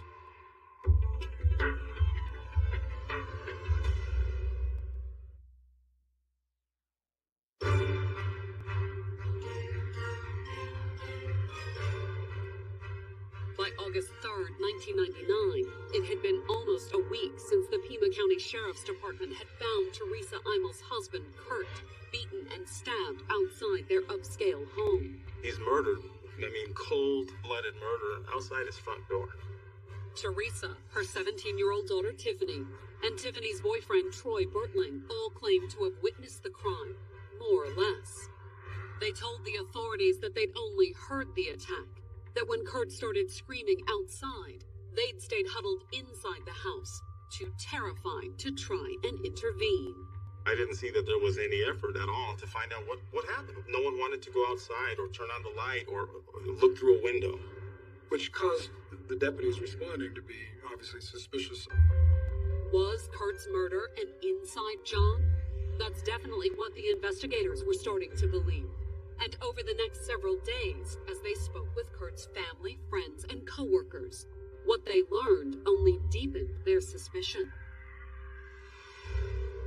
Family and friends told the investigators all about Kurt's clashes with his adopted daughter, who'd recently dropped out of high school and started hanging out with a rough crowd. Tiffany got involved in this group that did drugs. And according to Kurt's friends, once his new job took him to Phoenix, Tiffany was quick to take advantage of the situation. There were sleepovers, people sleeping over, people bringing drugs into the home. They were smoking some marijuana, and they were taking some meth. Kurt's friends claimed that Teresa had done little to stop Tiffany and her friends. Her mom gave her anything she wanted. But Kurt, according to his friends, had been appalled to discover that Teresa allowed their daughter to hold parties at the house. Thugs had overtaken the house. But that wasn't the most shocking part. According to Kurt's friends and family, Teresa didn't just allow the kids to party. She was partying with them. And smoking meth, too. I'd never come across it before. Somehow this upper middle class mother starts using with the kids. They thought she was probably the cool mom. She probably really enjoyed that. Teresa may have enjoyed it, but Kurt definitely didn't. According to his friends and family, Kurt was extremely worried about the safety of his 3 young children. Younger children who are under 10 that are in the household that she's supposed to be caring for. She's sitting around using meth with her teenage daughter. Kurt's family also told the investigators that when Teresa filed for divorce, he had taken steps to get the children out of the house. He had petitioned the divorce judge to take custody of his younger children. If Teresa was doing drugs like his friends and family claimed, Kurt wouldn't have had too much trouble getting the court to grant him custody. He was going to take these children away. Was that why Kurt had been killed? To keep him from taking custody of the kids? It sounded plausible to the detectives, but hoping for more information, they decided to talk to some of the young men who frequented Teresa and Tiffany's parties, starting with one whose name they'd come across before, 24-year-old Danny Averett. Well, he had 2 prior felony convictions. And those were the least of Danny's problems. Danny Everett was a brain-damaged individual. He'd been in an accident some years before, in a traffic accident. He was socially challenged, he was mentally challenged, he was physically challenged. When Danny met Tiffany and her boyfriend Troy, he was working at a car wash and supplementing his meager income by dealing meth. Danny was this low-level dealer. I mean, he was the gopher for people that were the real dealers. The investigators brought Danny in for questioning on August 3rd. I thought he was quite nervous when I talked to him. And, that's also normal. But was the fact that he was a known drug dealer with a record all that put him on edge? When they sat Danny down in the interrogation room, they immediately noticed something. Something that could very well be connected to Kurt Eimel's murder. Can you show me your shoes at the bottom?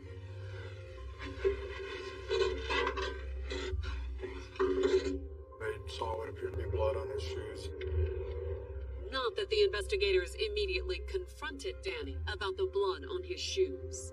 They did not try to be forceful with him. It was, we're your buddies. When asked about the murder, Danny said he'd been by the house earlier that day, but left long before Kurt was killed. I'd never met Kurt, I'd never seen him. He said he wasn't there, didn't know what happened. But as the interview continued, it became clear to investigators that Danny wasn't telling the truth. We know you were involved in this thing. We know all these things. Shoe impressions at the crime scene in blood looked very similar to his shoes. Detectives pointed to Danny's watch as further proof he was involved in Kurt's murder. See this here? That's his blood. Am I right? See that? Don't touch it. Don't touch it. You don't want to touch it right now. Were you wearing his watch? And when the investigators confronted Danny with the evidence that his shoes matched the prints at the crime scene, he took a deep breath and exhaled, and he said it was a setup. A long big setup. This is good, Danny. I appreciate this. It's not just another eye. Glad I'm my friend. He was so attention-starved that anybody that showed him any positive attention at all, he was just going to cling on to. And according to Danny, when his friends Tiffany and Troy approached him about a month before the murder and asked him for a favor, he'd readily agreed. Yes, I'll do it. Oh, you told Troy and Tiffany to do it? Yeah. Danny saw himself as this sort of white knight that he would go and protect Tiffany. They told him that Kurt was abusive, that he had been both physically and emotionally abusive to Teresa and to Tiffany, that he was denying them what was rightfully theirs. But while it was Tiffany and Troy who had initially approached him, Danny told the investigators that other conversations made it quite clear that Teresa was the one behind the plot to kill her husband. They wanted me to kill him. Okay, who's they? Teresa. She wanted me to take care of him. Kurt Imel was worth more to her dead than he was alive. She felt that Kurt had maybe close to $1 million of life insurance. And Danny, according to what he told the detectives, he had killed Kurt for a mere pittance. I wasn't getting charged him a whole lot, they were like friends. He agreed to do it for $500. The money aspect of it clearly was not part of it. He wanted to be the guy that made the difference for this family. And on July 28th, everything was set when Teresa and Kurt took the children out for dinner that Wednesday evening. The setup was that Teresa would call Daniel Everett and let him know when they were on their way home. And when they got home, Danny said he had been lying in wait, armed with a knife from the Imel's kitchen and a cup full of pool chemicals from their garage. He thought that if he could blind him, it would be easier. Danny said he'd watched from his hiding place when Kurt dropped off Teresa and the kids. She told him to wait out here. She had some mail for him. And she went in and locked the door. And as soon as Kurt was alone, cut off from escape, Danny attacked. I threw acid in his eyes and then I started chasing him. You what? Threw acid in his eyes. He threw the pool acid in Mr. Imel's face, blinded him temporarily. Mr. Arnold starts saying, what have you thrown in my face? What is this? And then Danny goes up and stabbed him. Tried to stab him, but then the knife broke. Okay, and what did you do with the knife? Left it there. He really didn't realize how hard it was to kill somebody, and he broke the kitchen knife trying to stab Kurt. He thought you stab them once and they'd die. That clearly didn't happen. Danny said that when the knife broke, Kurt ran for the house and started pounding on the locked door. He's pleading for help. He's crying for help. Worried that the noise would rouse the neighbors, Danny said he had grabbed a brick from the yard and silenced Kurt the only way he could. I think this is it. And once Kurt finally stopped struggling, Danny said he tried to carry out the rest of the plan, which was why Kurt's body ended up by the driveway. Daniel had said that the object was to put him in his car, drive his car somewhere, set the car on fire as if this were some kind of carjacking. But once he had dragged the body to the car, Danny said he had encountered yet another unforeseen problem. I was supposed to be able to lift him in the car. That was the plan, to get him in the car. I couldn't. Kurt was so big, Danny couldn't get Kurt into the car. Danny said that he'd gone to the front door for help, but when he knocked, he said that he'd gotten essentially the same response as the man he'd just killed. Troy Bertley responds something along the fact, well, we're not involved in this. Danny can't figure out what to do, so he gets in the car and takes off and leaves Kurt's body laying in the front yard. However, according to Danny, he had done everything else Tiffany and Troy told him to do. Drive Kurt's car out into the desert and torch it. Presumably, in Danny Everett's mind, this is completing part of the ruse of the carjacking. And when Danny told them that he'd stopped at a convenience store along the way to pick up matches and a can of gasoline, the investigators quickly confirmed his story. The store's security cameras had captured him on tape. He was, at that point, in a very disheveled shape. He had no shirt on. His shirt was bloody, so he got rid of it. After the interview, the investigators booked Danny on murder charges. And by the end of the next day, the rest of his alleged conspirators had been arrested for murder too. Troy, Tiffany, and Teresa, to her in-laws' surprise. At that point, I really hadn't connected her to the murder. I still thought it was just those teenage kids that had done it. Coming up, Troy turns on Tiffany. Troy Bertling arguably had the least culpability. But will Tiffany turn on Teresa? People were waiting to see if she was going to pin everything on her mom.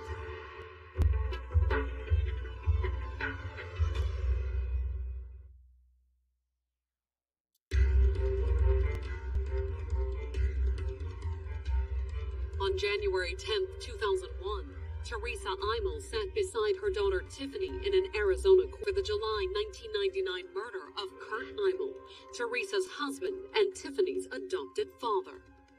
It was a pretty brutal crime. The acid splashed on Kurt Imel's face. Then he was stabbed until the kitchen knife broke. Then he was bashed in the head with a rock. The brutal nature of the crime wasn't the most sensational thing about the case, however. The fact that the 35-year-old mother of four had gone from soccer mom to meth addict and accused murderer shocked her upscale suburban community. We referred to Teresa Imel as the meth mom. Tiffany, only 17 when the murder was committed, faced a possible 25 years to life in prison if convicted. But Teresa, the supposed mastermind behind the crime, potentially faced a far stiffer punishment. The brutality of the crime was such, and the fact that it was a conspiracy was a potential death penalty case. The other two members of the conspiracy wouldn't be standing trial, however. Tiffany's boyfriend, Troy Bertling, had already pleaded guilty to second-degree murder. Troy Bertling arguably had the least culpability in it. I mean, he wasn't part of the family. He didn't commit the murder. As part of his deal, Troy would testify against Teresa and Tiffany, as would Kurt's confessed killer, Danny Averett. He agreed to testify. It was all part of the same deal for him to plead guilty to first-degree murder in exchange for no death penalty. In its opening statement, the prosecution claimed that the two men's testimony would provide a first-hand look at what led to the murder, the drug-fueled parties Teresa hosted in her upscale suburban home. They would smoke meth for 3 or 4 days, literally stay up from Thursday till Sunday, and then they would sleep a couple days and then start it all over again. According to the prosecution, Kurt had been appalled by Teresa and Tiffany's behavior. He was furious, absolutely furious, that his wife and daughter were involved in this drug fest. But as bad as that was, the prosecutor said what had truly infuriated Kurt was the fact that his 3 young children had been exposed to such behavior. Kurt had argued in front of the judge that, I can't let my 3 younger children live in this house. And that was why Teresa had him killed, the prosecutors claimed. Although according to the prosecution, it wasn't because she was afraid of losing the children. Instead, they argued that Teresa and Tiffany were afraid of losing the money that came with them. Their income was from Kurt paying, maintenance for the household, spousal maintenance, alimony, child support.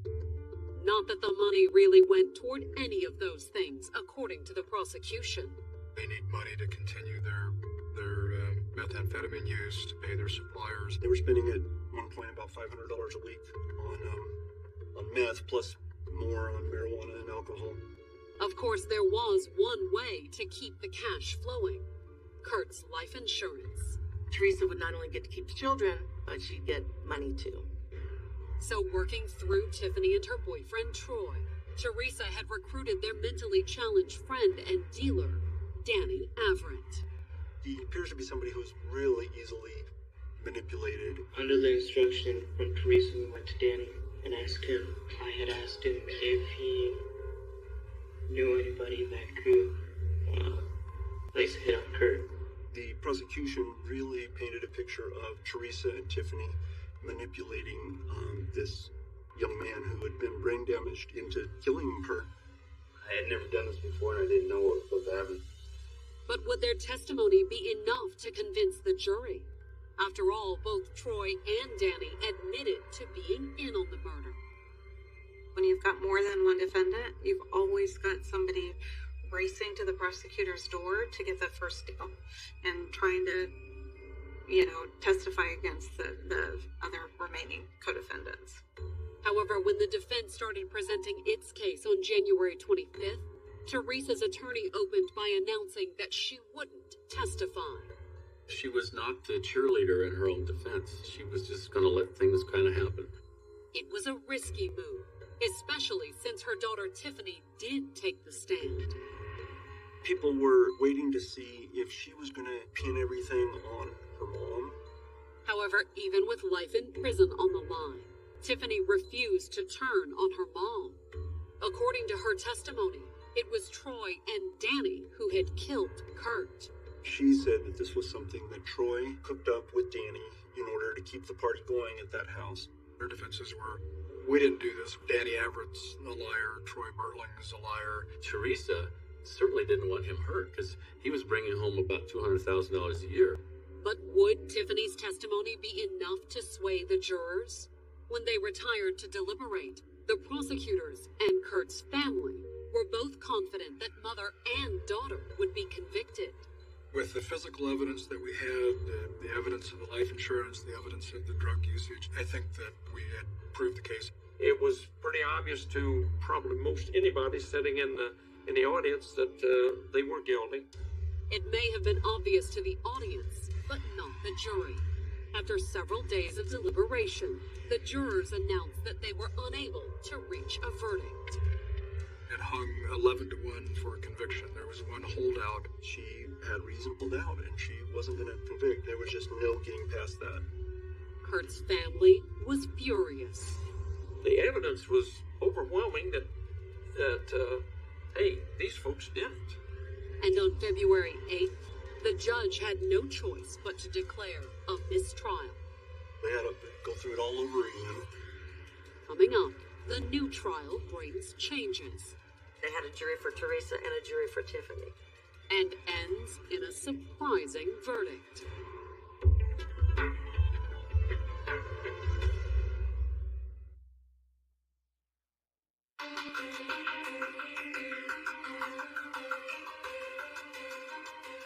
On March 28, 2001, Teresa and Tiffany Imel were back in court, awaiting the verdict in their second murder trial. Mother and daughter were both accused in the July 1999 death of Kurt Imel, Teresa's husband and Tiffany's adopted father. The first trial ended in a hung jury, 11 to 1 in favor of conviction. The second trial had been virtually a repeat of the first. Danny Troy testified again. All the physical evidence was again produced to the juries. But there was at least one major difference. There was two juries. They had a jury for Teresa and a jury for Tiffany. And this time, both juries reached a verdict. Tiffany, the daughter, her jury found her guilty. She was convicted of second-degree murder and conspiracy to commit first-degree murder. Teresa's jury found her guilty. But compared to her daughter, she got off easy. They found Teresa only guilty of manslaughter. She was acquitted on the conspiracy charge. The verdict surprised many in the courtroom. I think Teresa was the driving force behind all this. She was the adult in the situation. And when it came time to sentence mother and daughter, the judge made it clear that he agreed. After sentencing Tiffany to 25 years to life, he hit Teresa with the maximum possible sentence, 21 years for the manslaughter, plus an additional 7 years on the lesser charge of providing drugs to minors. His intent was to try to make it pretty much the same as what he felt that Tiffany would be doing. Even if that still wasn't enough to satisfy Kurt's family. I think that she should have gotten life. She needs to pay the penalty for what she did. And in the end, what Teresa had done was far more than killing Kurt. She'd destroyed her entire family. You have a mom who's in prison, her daughter's in prison, and then you have 3 children who are growing up today without a mother and a father. And I think that's very, very sad. I don't think she was an evil woman. I didn't get that impression from her. I think she was misdirected, and when she got onto the drugs, I think it just took her over.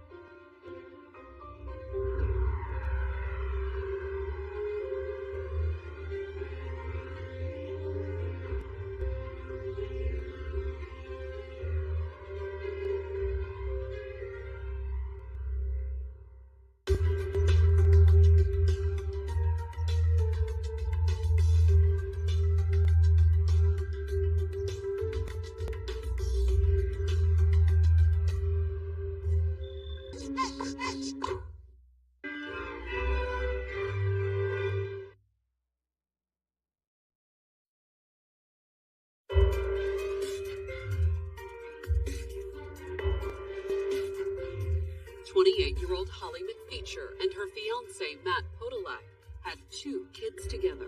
Holly was an amazing mom. He loved his family. But they would never marry. He was clinically depressed. He was also in counseling. He had joked about killing himself. And when Matt fell mysteriously ill, He was all hunched over, vomiting, to the point where they needed to sedate him. His organs started to shut down. the authorities would be asking, had Matt finally followed up on his words? That was suicide. Or was Holly a cold-hearted killer? How could somebody be that evil?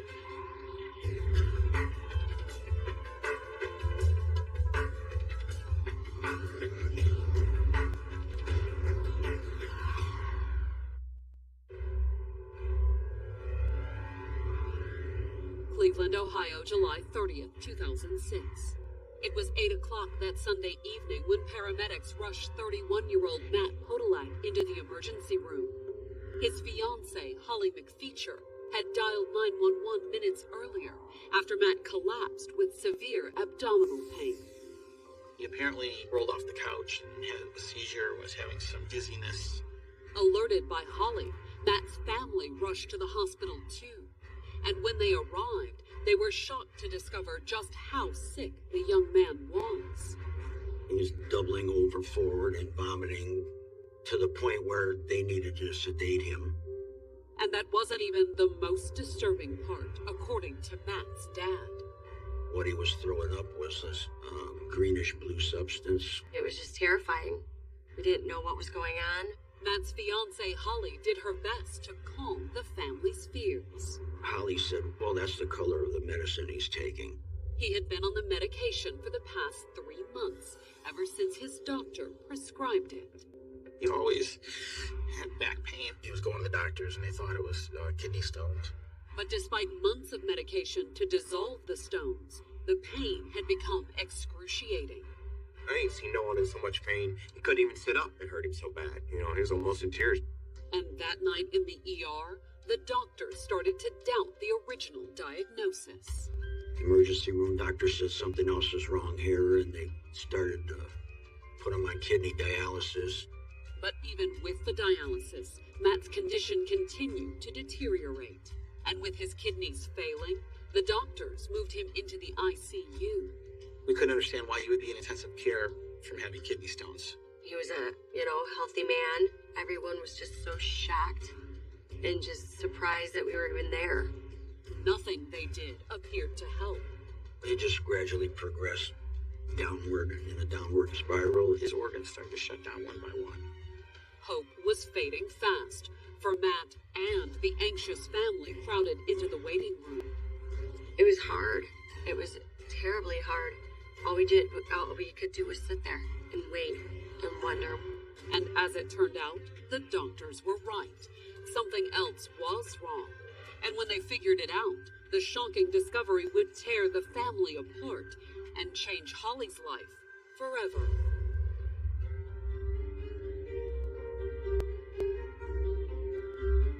Born in 1977, Holly McFeature grew up on the west side of Cleveland, the oldest of 4 children. Holly was the big sister. She was the mom when mom wasn't around, the mother hen, taking care of me and my 2 siblings. After high school, Holly attended a local college. But then, when she was 20, she found out she was pregnant. And when Holly and the baby's father broke up shortly afterwards, she was left to raise her daughter as a single mom. She actually moved back in with my mom so that she was able to help with the baby. While her mom helped watch the baby, Holly tended bar to help pay the bills. She did have a very big outgoing personality, and that would win over people.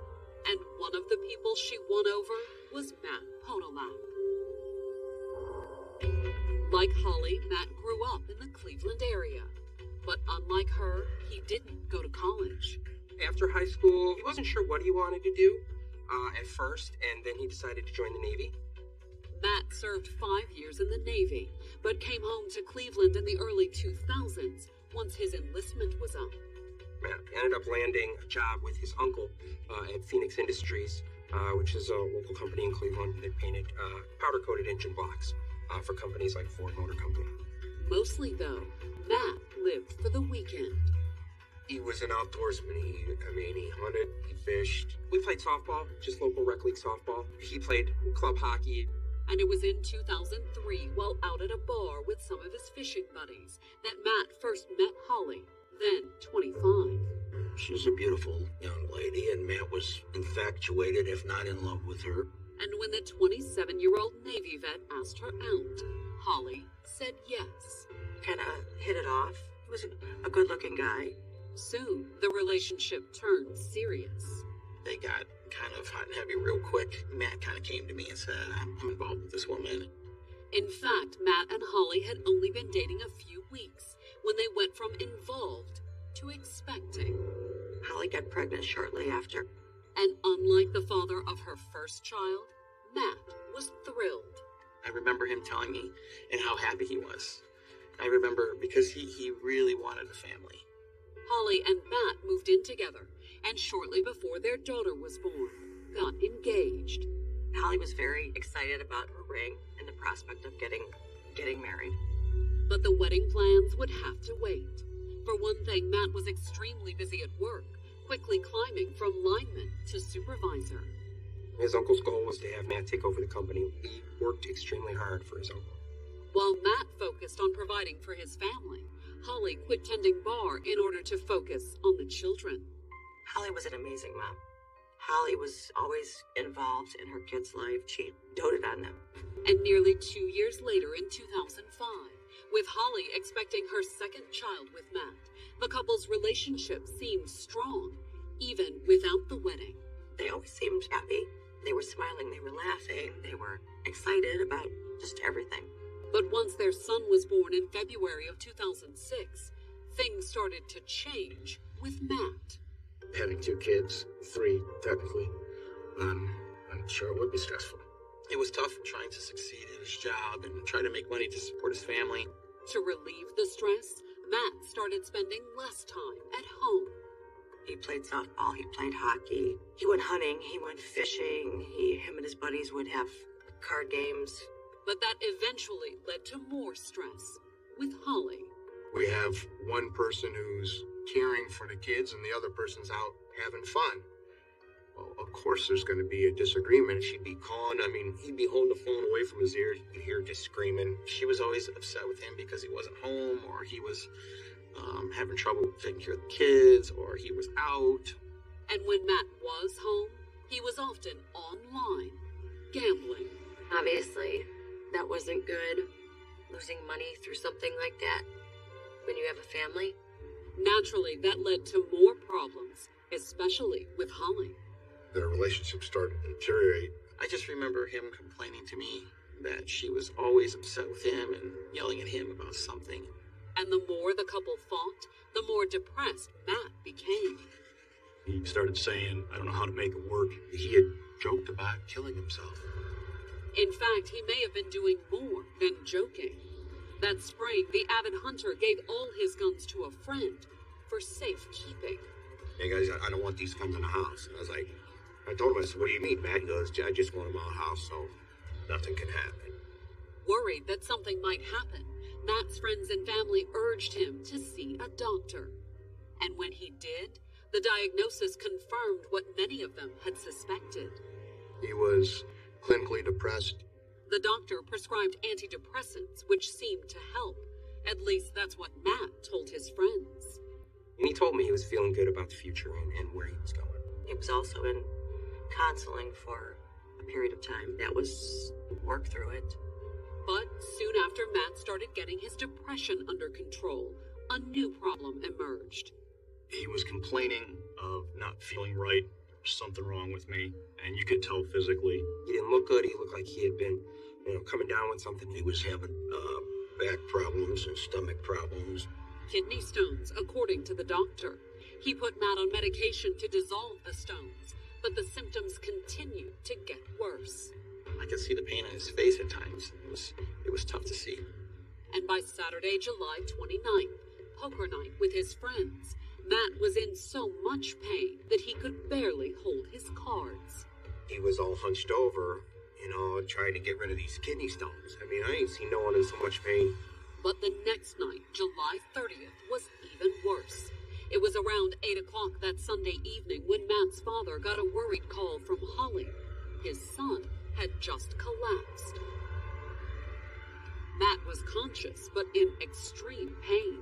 And when Holly put him on the phone with his father, the ambulance was already on its way. I talked to him, and he said, "Dad, I don't know what's wrong." Coming up, the doctors struggled to save Matt.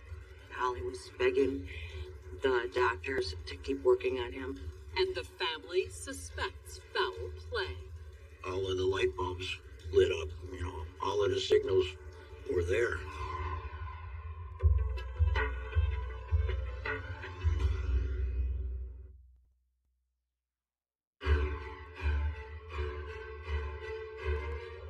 On Monday afternoon, July 31st, 2006, Holly McFeature's fiancé, Matt Podolak, was in a Cleveland hospital, barely clinging to life.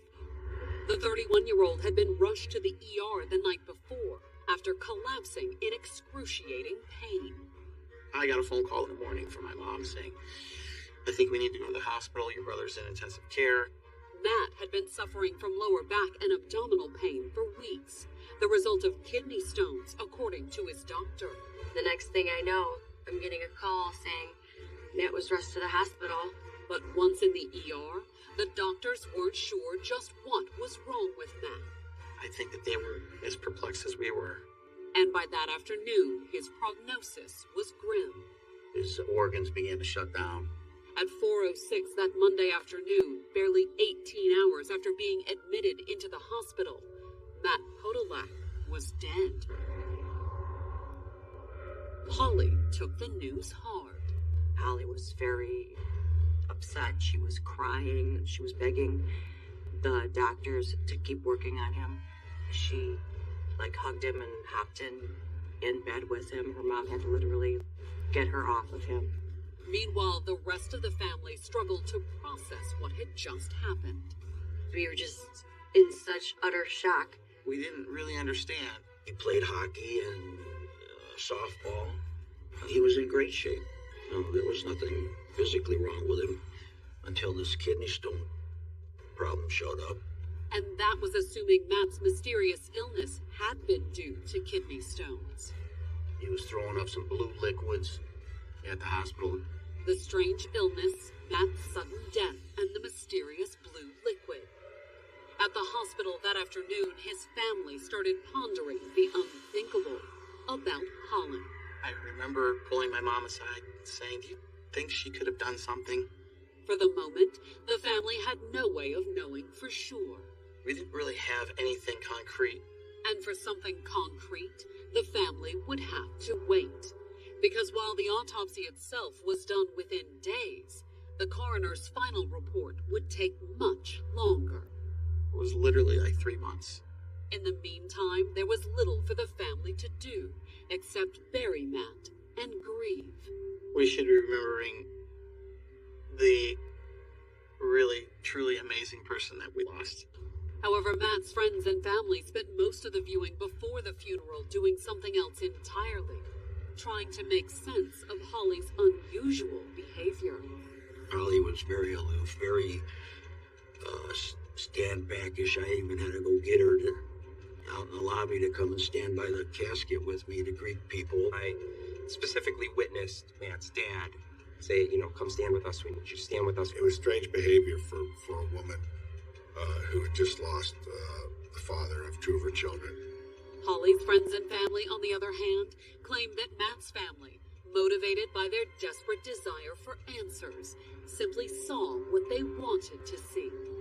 They were picking at every little thing that she did and turning it into something else or blowing it up. Look, everybody handles grief differently.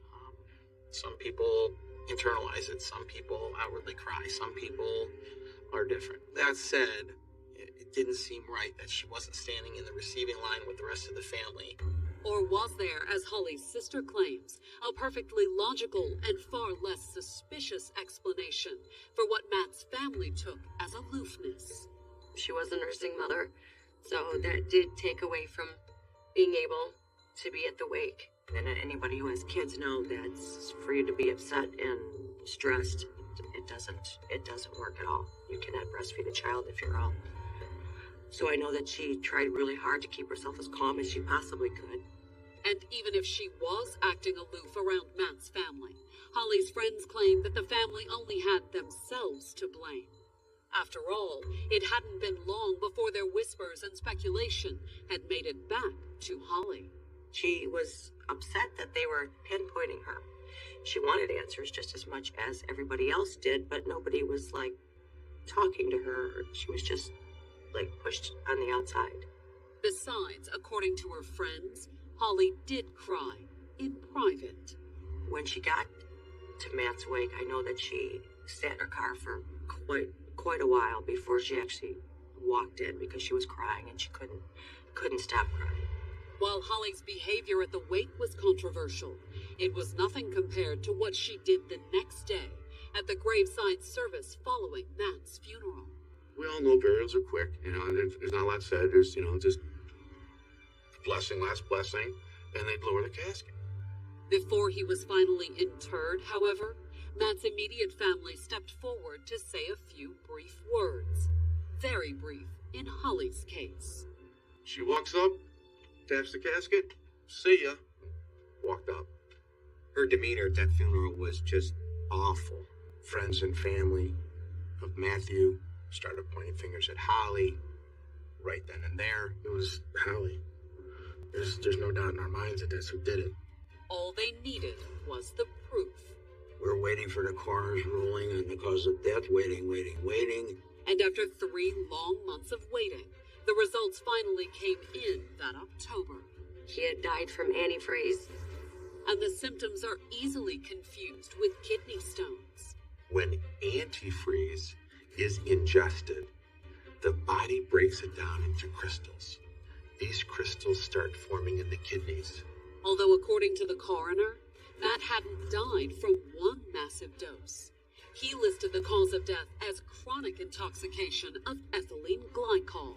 Which meant that he was poisoned slowly, a little bit over time. For Matt's family, the results appeared to confirm all their suspicions. All of the light bulbs lit up, all of the signals were there. The greenish blue substance he was throwing up in the hospital is the same color as antifreeze. It was our worst fears were revealed. Really kind of put the pieces of the puzzle together for us, and it really just didn't point anywhere else except her. However, the coroner wasn't quite as convinced as Matt's family. While it listed a cause of death, the coroner had left Matt's manner of death undetermined. We knew it was a poisoning, but was this a homicide? Was this a suicide? After 3 months of endless speculation about Holly, Matt's family was dumbfounded. It was a no-brainer, at least for me. It had to be homicide.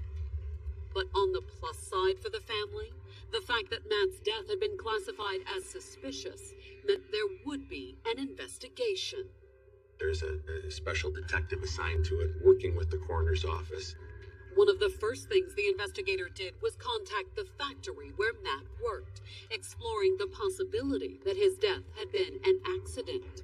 Matt worked on a line, painting engine blocks, would come home every day, covered in powder coating. Maybe he had some accident at work. Maybe he absorbed it through the air or through his skin. It sounded plausible to the police, but not Matt's uncle, who owned the factory. He gave us a list of material that they use in the business, and ethylene glycol was not on there. Suicide appeared to be a possibility as well. Matthew Podolak, according to his family, was depressed. He was on antidepressants. But while his family and friends admitted that Matt had emotional problems, they were just as adamant that he wouldn't kill himself. We knew that he was having some troubles, but I never felt that he was indeed someone who would commit suicide. He loved his children. He loved life. He loved his family. And then there was the fact that if it was suicide, the method made no sense. Matty wouldn't kill himself with antifreeze. It's a slow, painful death. Most men either shoot themselves or hang themselves. He had access to other means, a shotgun, a rifle. He wouldn't do it in this fashion. Or did he have access? After all, it wasn't too long before he'd started taking antidepressants that Matt had given a friend all his guns for safekeeping. He didn't want any guns in his house. But when the investigators talked to Matt's friend, they made a shocking discovery. One that strongly suggested Matt had been murdered. Because according to the friend who'd held on to Matt's guns, he wasn't trying to keep the guns away from himself. He was trying to keep them away from Holly. He goes, she tried to pull a gun on me before and threatened to kill me. Coming up, a new witness steps forward. He met Holly while she was a bartender. And his confession finally puts Holly in the hot seat. I just wanted to talk to you about the murder of Matt Podolak. Oh my God, you see this?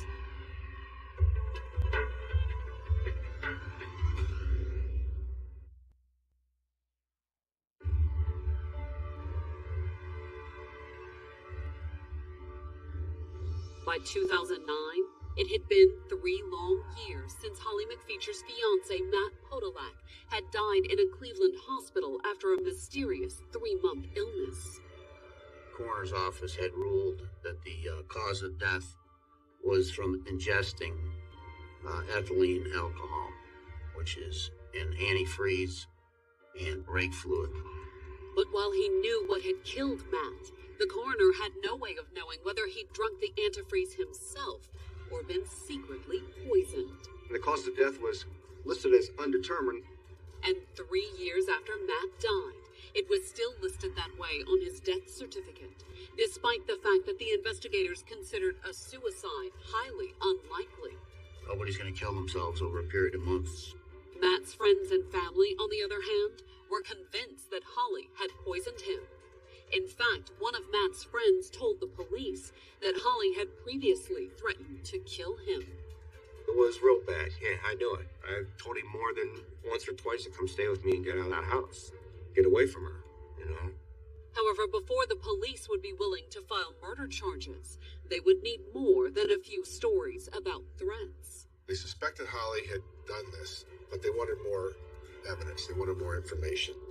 Unfortunately, until the coroner ruled Matt's death a homicide, they were unlikely to get it.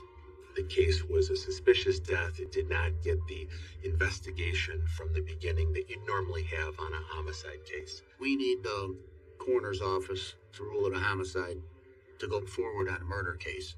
We had sort of a catch-22 going on, and it was very frustrating. According to her sister, it was frustrating for Holly, too. I can't describe how hard it was for her to live being a single mom and have constant troubles from his family. There was always something. They were always pointing the fingers at Holly this whole time. For the most part, however, Holly ignored all the finger pointing and tried to focus on raising her children as a single mom. After Matthew's death, Holly began working at a bar, and Holly became active with Little League baseball for her children. She volunteered and coached Little League baseball in the community and in the neighborhood. It wasn't long before she started dating, too. She had a series of boyfriends not long after Matthew's death. And one of those boyfriends was an ex-con named Jameson Kennedy. He's not your most upstanding of citizens. Has, I believe, 9 felony convictions, thefts and burglaries. I met Holly at the Dirty Dog Tavern. She's pretty. She seemed, likable. Like an outgoing girl. The relationship was brief, and according to Holly, it ended badly. They had a confrontation where she says that he pushed her and punched her. Kennedy says that wasn't the case. She tried to hit me with the cordless phone. She swung her hand with the phone in it. I just kind of sidestepped it, and I stiff-armed her right about here in the shoulder. But when Kennedy showed up at her house on November 8, 2008, Holly called the police. She knows he has an open warrant for his arrest. Although once the cops showed up, the outstanding warrant wasn't the only reason they hauled Kennedy into jail. He ended up getting in a fight with the police officer. Well, my frame of mind was, I'm not going to jail for something I didn't do. However, it wasn't long after he landed in the county lockup that Kennedy came forward with some very interesting information. Information concerning Holly and the death of an ex. According to Kennedy, the confession had come one night while the couple was drinking together. After the drinks, she just got really, sorrowful. She tells Jameson, don't ever hurt me, don't ever hurt me. Last guy I was with, I started putting something in his drinks. She's like, I love Matthew. I loved him. I didn't mean to do it. Maybe her conscience got to her, or she just felt the need to unburden. I don't think anybody really knows why she would have said that to him. After years of speculation and suspicion, the investigators finally had some evidence implicating Holly. That kind of turned the tide of the investigation. And in March of 2010, thanks in large part to Kennedy's statement, the coroner finally ruled Matt's death a homicide. It took about 4 years before the determination was made that this was in fact a homicide. 6 months later, in September of 2010, the investigators finally brought Holly in for a formal statement. Holly went down there as soon as she was asked. She was very cooperative. Are you willing to talk with officers without consulting a lawyer or having a lawyer present with you? That's fine. I mean, I don't have anything to hide. I didn't do anything. Wasn't upset at all. Very nonchalant.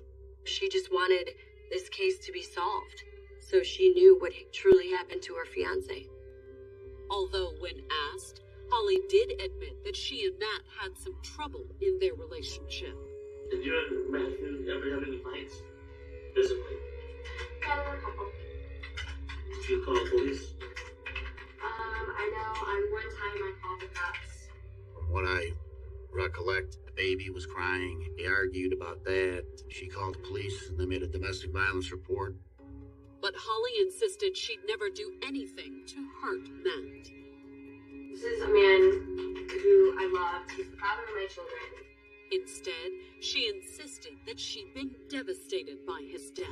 Everything just crashed in front of me. Everything. I mean, dreams, our goals, everything. My whole life was completely been changed upside down. And I know nothing. And even when pressed by investigators, Holly refused to budge. Did you give Matthew any type of poison? No. Did you give Matthew any type of antifreeze? No. Is it the fact that you poisoned Matthew? No, it's not a fact, because I didn't do it. I didn't do that. Have you ever told anyone that you put something in Matthew's drinks? No, I never put anything in his drink, so I would never say I did. Of course, Holly's ex, Jameson Kennedy, said different. But even with his testimony, the prosecutors still hesitated to press charges. The question was, did we have enough evidence to go forward and get a conviction against Holly McFeature? And in July of 2012, after almost 2 years of additional digging, the prosecutors finally decided to leave it up to Matt's family. Prosecutor Brian McDonough pulled the family together and said, look, here's our evidence. Here's what we got. How do you guys want to proceed? Do you want to move forward with trying for this indictment? Or do you want to wait around and see if somebody else kind of comes forward? He said, let's roll the dice. We're not going to get any more. We're not going to wait for the smoking gun. Urged on by Matt's family, the prosecutors took what evidence they had to the grand jury.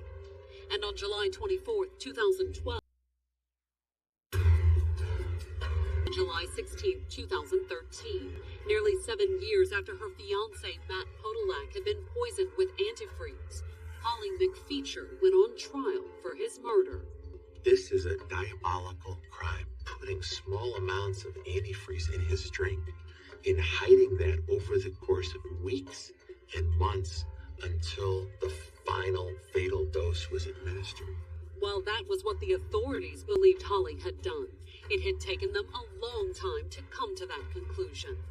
It wasn't until July of 2012, 6 years after Matt's death, that she had been arrested for his murder. She spent a few days in jail, and then she got out on house arrest, which angered the family, that she was able to, in effect, walk away while she's got these charges pending. And despite the fact that Holly faced life in prison if convicted, she appeared confident that she would be able to walk away entirely. She seemed very happy. At times she was smiling, laughing, and giggling. It was bothersome to me at times. I couldn't understand it. How could you be getting ready for a major murder trial and you're laughing? In its opening statement, the prosecution argued that Holly had poisoned Matt in order to get out of their failing relationship.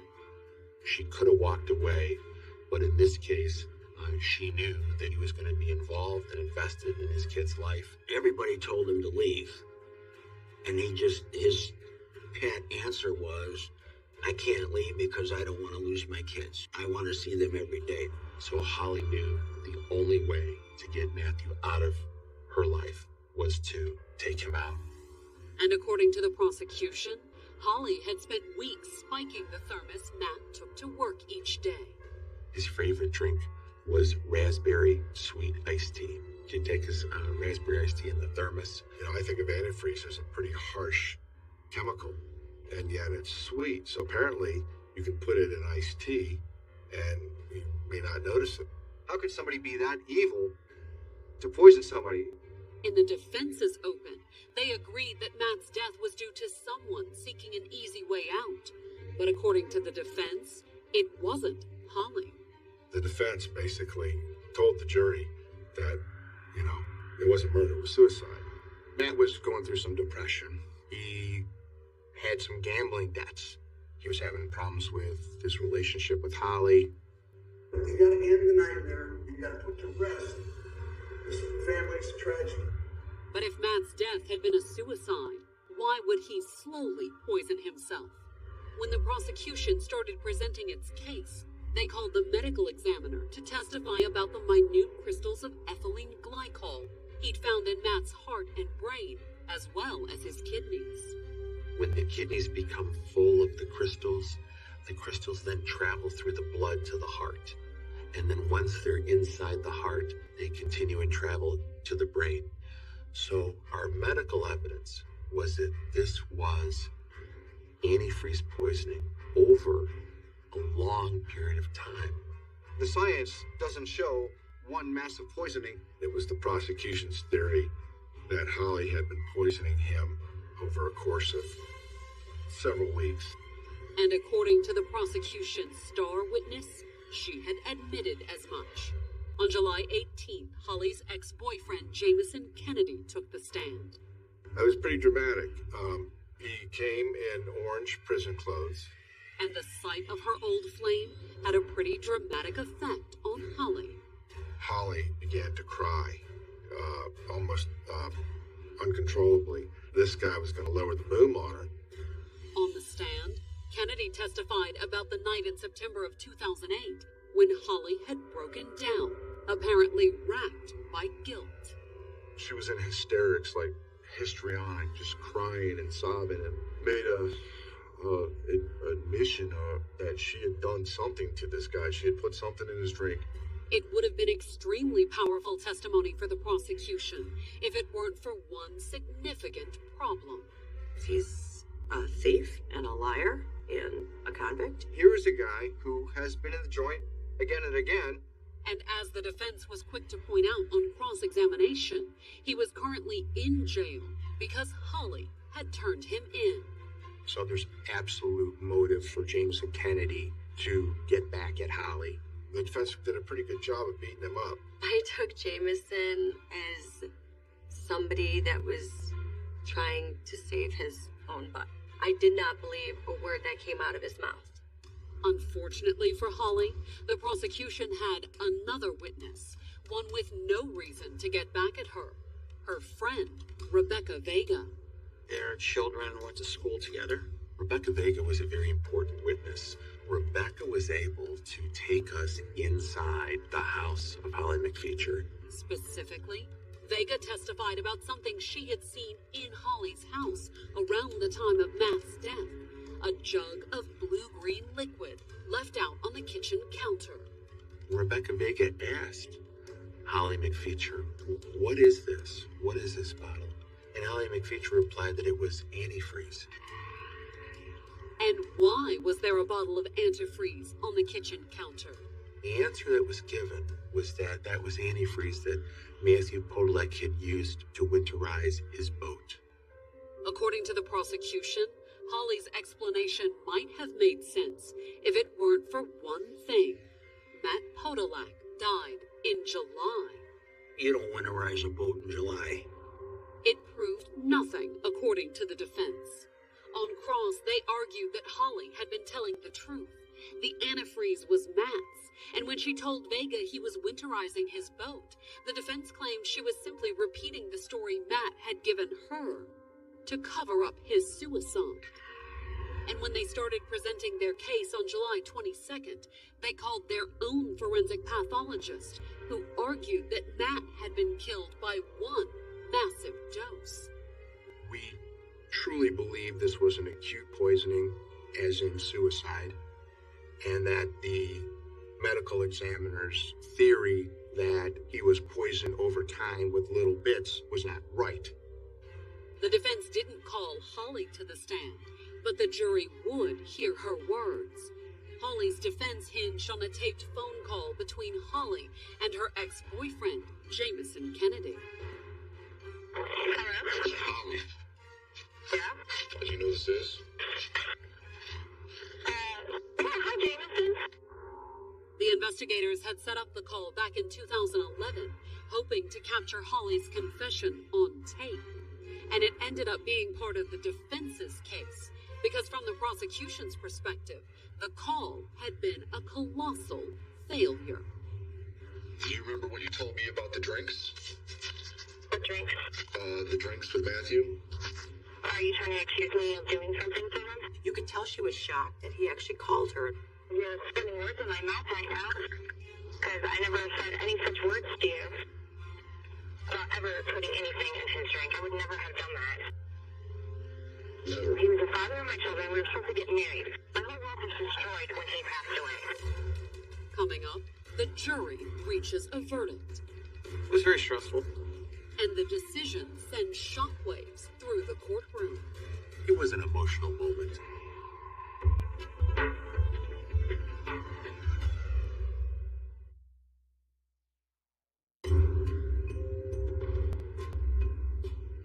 On July 24, 2013, Holly McFeature sat in a Cleveland courtroom, awaiting the verdict in her murder trial.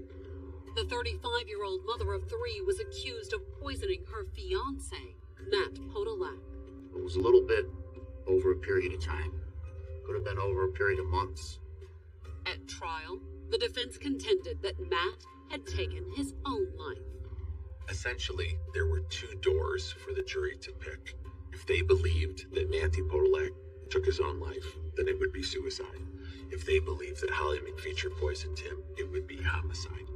From the beginning, Matt's family had suspected Holly of murdering Matt.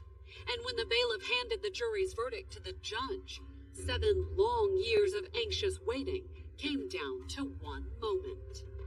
Guilty of aggravated murder. It was a huge weight lifted. We were so happy she wasn't able to get away with this crime. It was an emotional moment.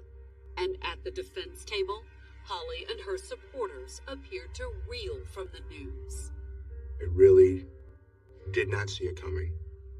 I did not see the state meeting their burden. I still can't make sense of any of it. I don't believe there was anything that tied Holly to this murder. After the jury found Holly guilty, the judge announced her sentence.